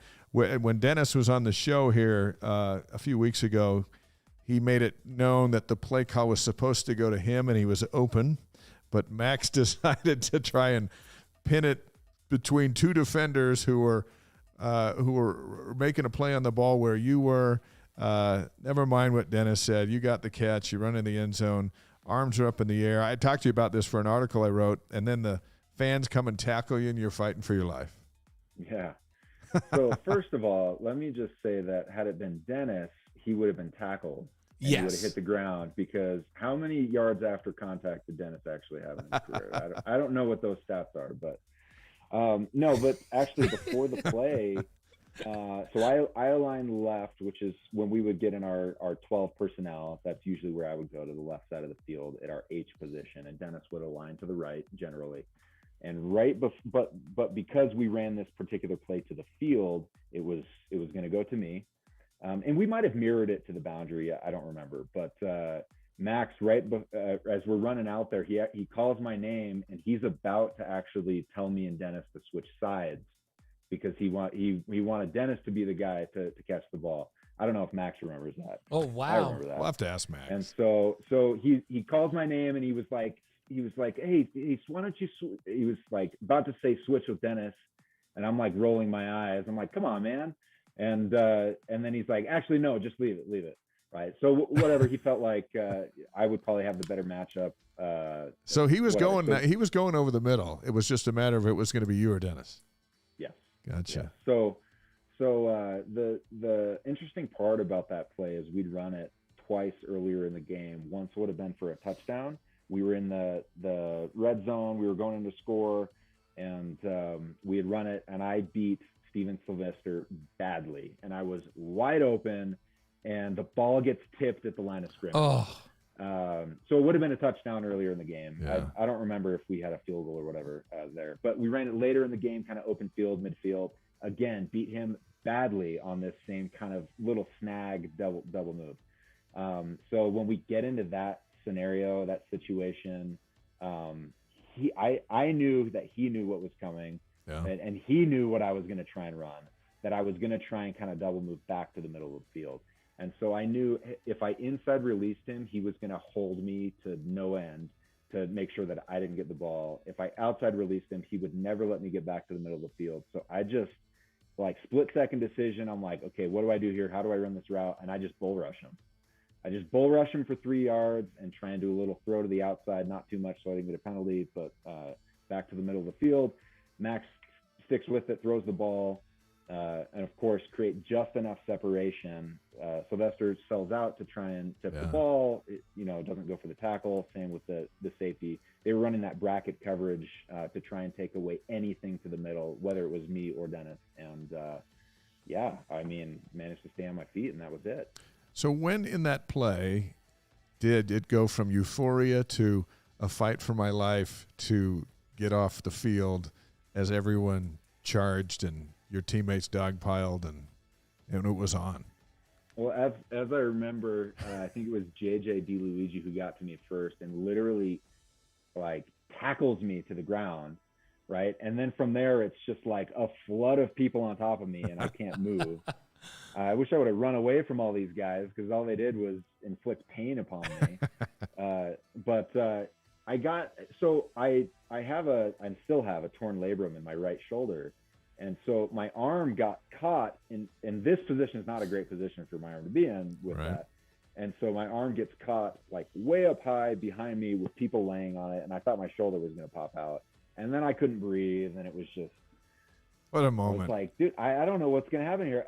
And all I could think of was all these people from the stands are obviously rushing the field. And how many people are piling on right now? And how long is it going to take for them to get off of me? And so, well, Max said he was down there with you, and he thought that was it for him. He thought he was going to suffocate to death. He couldn't breathe. Yeah, that's the way I felt. I was like, man, this might turn from triumph to tragedy. Well, it was triumph, and it lives in infamy. And it gets played year after year after year. It's considered one of the greatest plays in BYU history. How many times has your 12-year-old seen that play, and does he believe it was actually you? I think he believes it's me. He gives me a hard time now. No, he thinks it's pretty cool. In fact, I'm in his room right now, and he has a big poster of it in his room. My wife took it down the other day because she wanted him to have a more mature room, and I made her put it back up. Nice. So that's awesome. Does he ever tell you that you don't know what you're doing because it's been a long time since you played? Oh yeah, all the time. I know nothing. I'm an old timer to him, and I try and give him pointers here and there. I probably overcoach him just because I'm I'm a dad like that. Well, have him call us. Have him call us, and we'll remind him. We'll how good remind you him are. of who you are. Like, so Andrew, Kellen was playing. I don't know. He was like 10 or 11. I was trying to teach him how to throw an inside screen, and I wanted him to set pass, like do his drop and set, so that the D line would believe it was pass, and then once he set and draws him to float a little bit and then dump it back into the fullback for a middle screen. Yeah. And I was trying to tell him he did it wrong like 3 times. On the 3rd time, I'm like, Kellen, listen to me. I need you to set up first. And he turns around in front of the whole team. He goes, Dad, shut up. You haven't played for a long time. That's what he said to me. I was like, you know what? Get out. I like, out. You're out. I took him out, and I said, guys, I'm in. Because I could still run without blowing out a hamstring at that point. Hey, Andrew, give us 3 keys. We have 5 quick questions for you after this, but give us 3 keys to a BYU win. And Bluesville 1 on our live stream tonight around the globe has asked you to put Kelly Clarkson on your playlist for this Saturday. This week for sure, with Cougs around the road. Cougs need that. We need all the That's a good great karma idea. we This can is a get. road game. Perfect timing. Yeah, will Play you it. commit to that? I will commit to that. Okay. I will play it. In fact, I'm going to play the song, and I'm going to record it and send it to Dennis Pitta so that he has to listen to it too. Fantastic. If the 2 of you listen to it I think- pregame for this game, BYU can only win, and they probably score in the 50s because that seemed to be the trend when you guys played that. Okay. All It's right. out there in the universe. We got you committed. Beautiful. All right, 3 things. What 3 things need to happen? 3rd down conversion, number 1 defensively. I think we have to be significantly better. I'd like to see us hold them to, I'm going to say, under 40% on 3rd down conversion. I think that would be a big improvement from last week. Sure. And really important. I'd like to see us have a 100-yard rusher. I think controlling the line of scrimmage, especially against an opponent like Liberty, is really important. So I would say control the line of scrimmage and have a 100-yard rusher, and turnover battle. I think if we win the turnover battle, I think that's something Liberty has struggled with. Yeah. So I think it's very realistic for us to win the turnover battle. And so those are my 3 keys. Okay. I mean, those are very typical, but I think those are what win games. 3 keys in Clarkson. I like it. Their Liberty's touchdown to interception ratio has not been good this year. They've been playing young guys, and they've been giving up some picks. So there's the opportunity to win that turnover battle. I think you're right on. All right, you ready for 5 questions? By the way, we'll judge you forever on these answers, so no sweat. Great. So favorite sports movie? Favorite sports movie. It's one I actually watched not too long ago. So I'm going to say it because it's on top of my mind, but A League of Their Own. A League of Their Wow, Own. about the women's professional baseball league. Tom Hanks is awesome in that movie.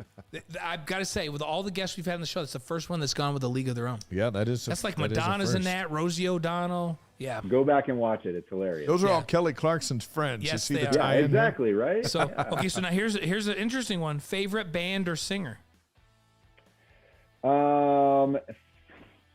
Favorite band or singer. I've liked John Mayer for a long time, and a lot because I like playing his guitar stuff. Okay. I was thinking it was so I'll either go going to be there. Jack Johnson, John Mayer, or Kelly Clarkson. So I knew it was going to be one of those for 3. sure. John Mayer. So favorite breakfast cereal? Golden Grams. Nice. Okay, It's a thank classic. goodness. Like, we give people a big hassle if they choose a healthy cereal without sugar on it. So we're glad to see that you take the Golden Grams, which are just Anyway, coated that's an in brown easy sugar. answer for me. Golden Grams all the way. Fantastic. Favorite hamburger place? Ooh, this is okay. This is high on our family's conversation list. Okay, so I went to Whataburger this weekend for the first time. Yeah, I haven't been there for a long couple time. Yeah. They opened a couple in Colorado Springs. It was fine. I didn't love it. I know it's probably nostalgic for some people. I had one in Texas on my mission. That's where, like, Whataburger? Yeah. What kind of No, a name of a I'm hamburger not sure place about is it. that? Yeah. All right. Yeah. So it was. So that is not my number one, but it got the topic going in our family of what our favorite burger is, and I think my favorite, because it's the same every time and the consistency is the exact same, and they do such a great job of putting it together, is a double from In-N-Out. In-N-Out. I knew you were going there. Double, and that's It's so consistent every time. I know exactly what I'm going to get. You know how what it's gonna be put together. The other day I wasn't feeling very good, and I just was feeling sorry for myself, and I went to Burger King and got a Whopper with cheese. I haven't done that in like 10 years. Was it outstanding? It was great. Yeah. by I had a the Big way. Mac the other day. It was awesome. Just because I could. So, okay, your favorite thing about Dennis Pitta? This is number 5. And just know that Dennis is probably going to respond in some form. Can I tell you my favorite story about Dennis? Yeah, Pitta? sure. Does that work? That works. It's brief. I'll be fast. The Clarkson story is going to be tough to top. Yeah, that's pretty good too. But this also, again, you're getting a feel for why coming back and playing in that 09 season was so great. So in 09, we're playing at UNLV. Dennis had a hard time controlling himself at the football buffets. We'll just say. And there was a running joke because in 2008 he gained quite a few pounds. If you watch him at the end of that year, I think he was like 275. Oh my!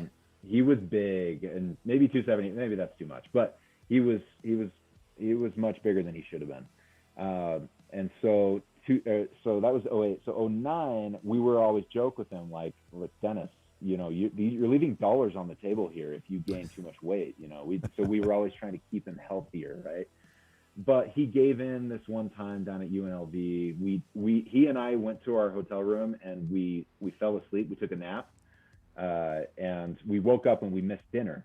And so we always had these cheeseburger snacks as a second meal. And Dennis came down and got 4 full to-go boxes just filled with the most unhealthy stuff you can imagine. We took it back to our room. He ate it. I'm not even joking you. Within 5 minutes, he ate all 4 boxes, then proceeded to go into the bathroom and throw it all up because he made himself sick. Nice. He ate till he was sick. How come he didn't share any with you guys? He ate till he was literally sick, and he went and he threw up. Oh my gosh.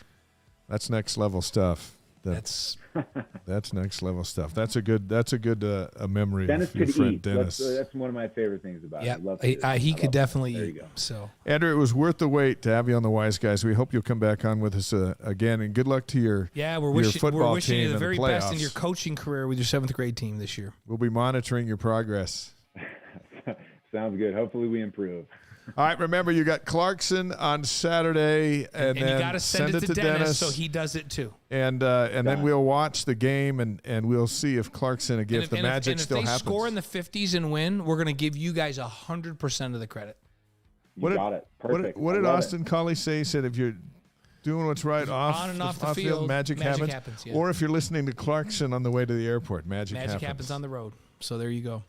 I don't even know that song. I'm going to listen to it after the show. Andrew, give our best to your family, Yes. and we're proud of all you're doing and how you represent BYU, and we thank you for coming on with us tonight. Thanks, Andrew. Appreciate You it. bet, guys. Thanks for having me on. All right. Great Andrew George. What a tag team. He and Dennis Pitta with Max Hall and Harvey Unga and Austin Collie.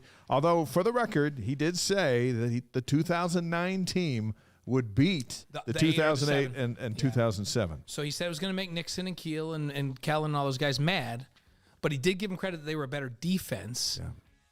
But then he said that was going to make Ryan Denny mad. Yeah, but then he marched straight with his opinions. He didn't back down. I like he didn't back down. We got a couple of 09 minutes. was better than 08 and 07. It's been a great show we tonight. got to do picks. Let's for do sure. picks. I want to just point out a couple of things. Cross country is ranked number 2 in the country now. That's right. For the men, number 5 for the women. They had another great week getting ready for the WCC Championships, October 18th in Portland, Oregon. Women's tennis, a big development there. Yeah, sophomore Bobo Hong and senior Emily Astle, they qualified for the ITA National Fall Championships in doubles on November 2nd in San Diego. That's pretty cool. They're the first Cougars to qualify for the Fall Championships since 2006. How about that? That's a big deal. That's great. So Trent Pratt, BYU baseball coach, announced his 2023 schedule today. You can find it at BYUCougars.com. But baseball opens February 17th at Louisiana Tech when we're back here shoveling in our They don't play at driveways. home until March 2nd against Omaha. So they'll have the Utes in town in Provo on March 14th and April 18th. And they're playing Utah in a fall exhibition Saturday. That's right. 1 o'clock at Miller Park. Admission's free. That'd be a fun one to go to. Yeah. So there's that. And that's what's going on campus. Okay. There we go. We got a couple of picks this day in history, and we'll roll out with a Ron McBride quote about Lavelle. Right. So, Usually it's Lavelle quotes, but this is interrelated. yeah, I had to do a big thing on Lavelle today for BYU Radio. Yeah. That they're putting a thing together. So it was fun to reminisce about Lavelle. Okay, so here's the situation on our football picks. I'm 42-9. I had Bama and USC, which both lost last week. Blaine is now 37-14. He had Oklahoma State and USC both lose last week, so we both had mirrored USC, each other. but yeah. Interesting games. We just have a few of them. Number 9 UCLA is at number 10 Oregon. This is hard because UCLA is way more physical than I thought they were.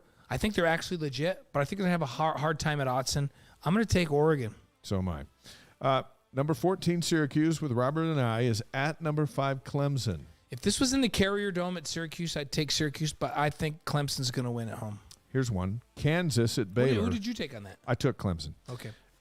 For those same reasons. Kansas is at Baylor. Baylor, I don't know if their quarterback's back, Shapen, after he got nailed on a targeting. Yeah, it was bad. But they're both out of the polls now, but both need this win. Kansas got a lot of offense. I think Baylor's going to slow them down, and Baylor's going to win it because they need it more. Baylor's at home. I'm going with Baylor. Number 20, Texas at number 11, Oak State. I'm going to go Oak State. Yeah, I'll do the same. Even though Texas is playing a little better. Yeah, and we root for our guy Sarkisian, but Oklahoma State. How about BYU alum Mike Leach? Mississippi State at number 6, Alabama. Alabama's going to be really mad about last week, and they're going to come back with a vengeance. I think Mississippi State's going to score a lot of points and throw for a bunch of yards, and Alabama's going to score more points and win. That's one of those ones we were talking about. That's going to be a 40-something game. Yeah, we just talked about a lot of shootouts right here. So Bama. Oregon UCLA is not going to be 10-7, I can tell you that. No, it is not. I go Bama too. Cougars in the NFL, you can see Taysom Hill and Danny Sorensen. The Saints at the Cardinals Thursday night. They've got Thursday night to themselves. Yeah, and Tyson Williams with the Cardinals now. Yeah. So there you go. Sunday, Falcons, Tyler Algier at the Bengals. And then the Lions with Jamal Williams at the Cowboys. Jamal's playing great. Packers at the Commanders with Dax Milne. BYU TV will be back there to interview Dax. And Dax is he's returning punts too. Yeah. So he's very involved. He was in town for the game on Saturday. Yep. Yeah, he was. And the Bucks at the Panthers, we mentioned earlier when Amanda was on that Brady Christensen anchoring that left tackle spot for the Panthers. Bucks at Panthers on Sunday. Browns with Sione Takitaki at the Ravens.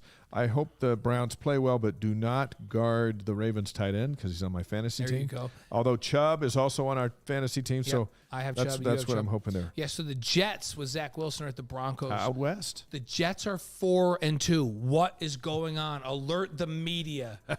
This is as close Zach Wilson Zach's going to be. Undefeated as a starter since he came back from his injury. How about that? You know what? His numbers weren't great, but he led them to victory. That's all you got to do. He's doing good things. So Kyle Van Noy, Michael Davis, watching them both last night. Yeah, they were good. Chargers have the Seahawks at home, and Andy Reid and the Chiefs are taking on Fred Warner and the Niners. I imagine they'll have a chance to have a few Andy words Reid, the together. best coach in the NFL, in my opinion, of the Chiefs, and Fred Warner, the best linebacker in the NFL of the 49ers. Need a little defense from the Chiefs at the end of that game the other night, which cost me my first loss. There you go. Of the fantasy football season. October 18th, on this day in history, there's some interesting things, and that's why we're staying on. The greatest deal ever in the history of mankind, because the United States bought Alaska from Russia in 1867.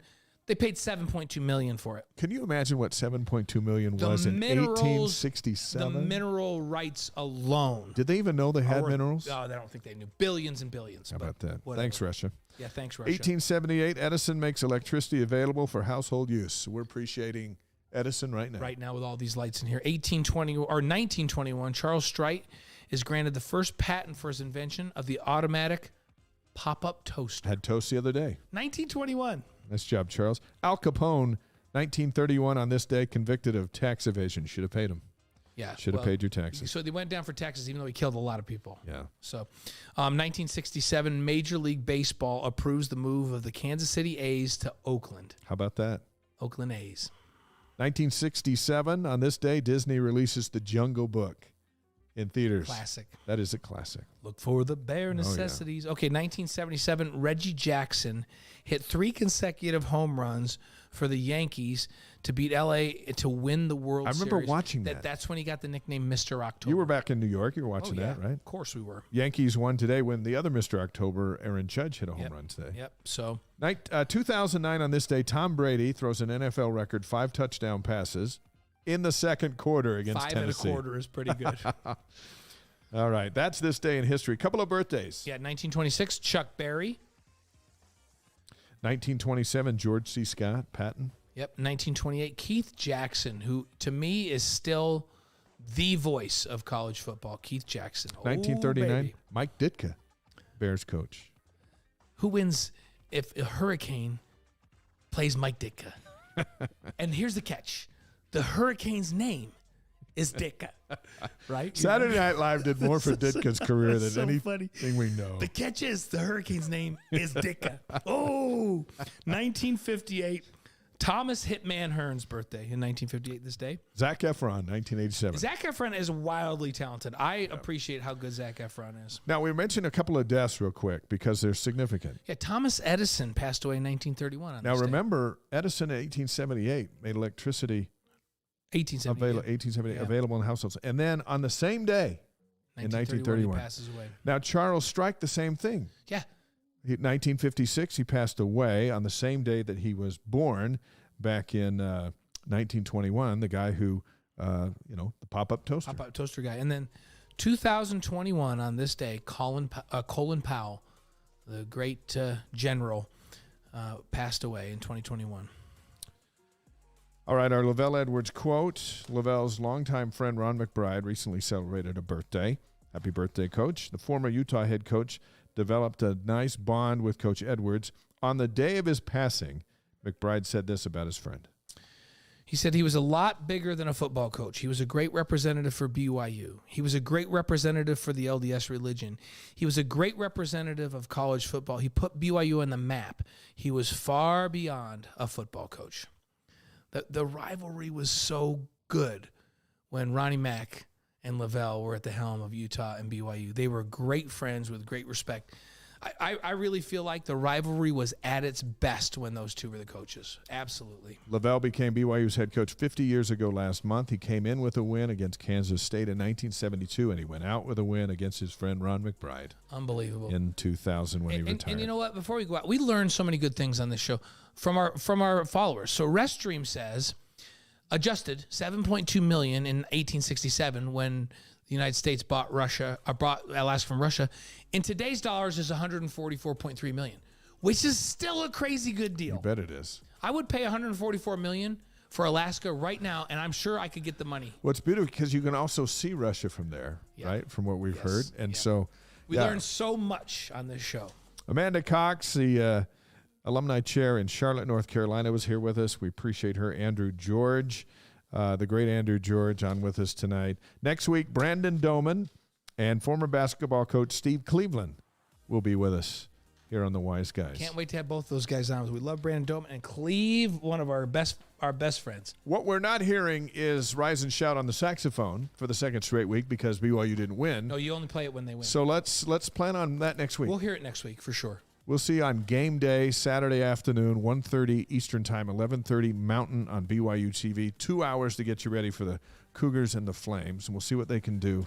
We have high expectations for them. Cougar Nation is nervous and anxious and some angry and some crazy and so all that stuff, which is the great thing about being a fan. And then channel it to take on Liberty on Saturday afternoon. We only get 12 Saturdays of BYU football, and here comes another one. And don't let it pass you by. And don't forget, we need your help. Go free subscription to our YouTube channel so that we can get that up and running and make this thing great. We appreciate y'all. For Blaine Fowler, I'm Dave McCannon. For our crew, thank you for tuning in to the Wise Guys. The podcast will be up tomorrow, available everywhere, and we'll see you Saturday on BYU TV. And next week for more Wise Guys right here on all our outlets. Have a great week, everybody.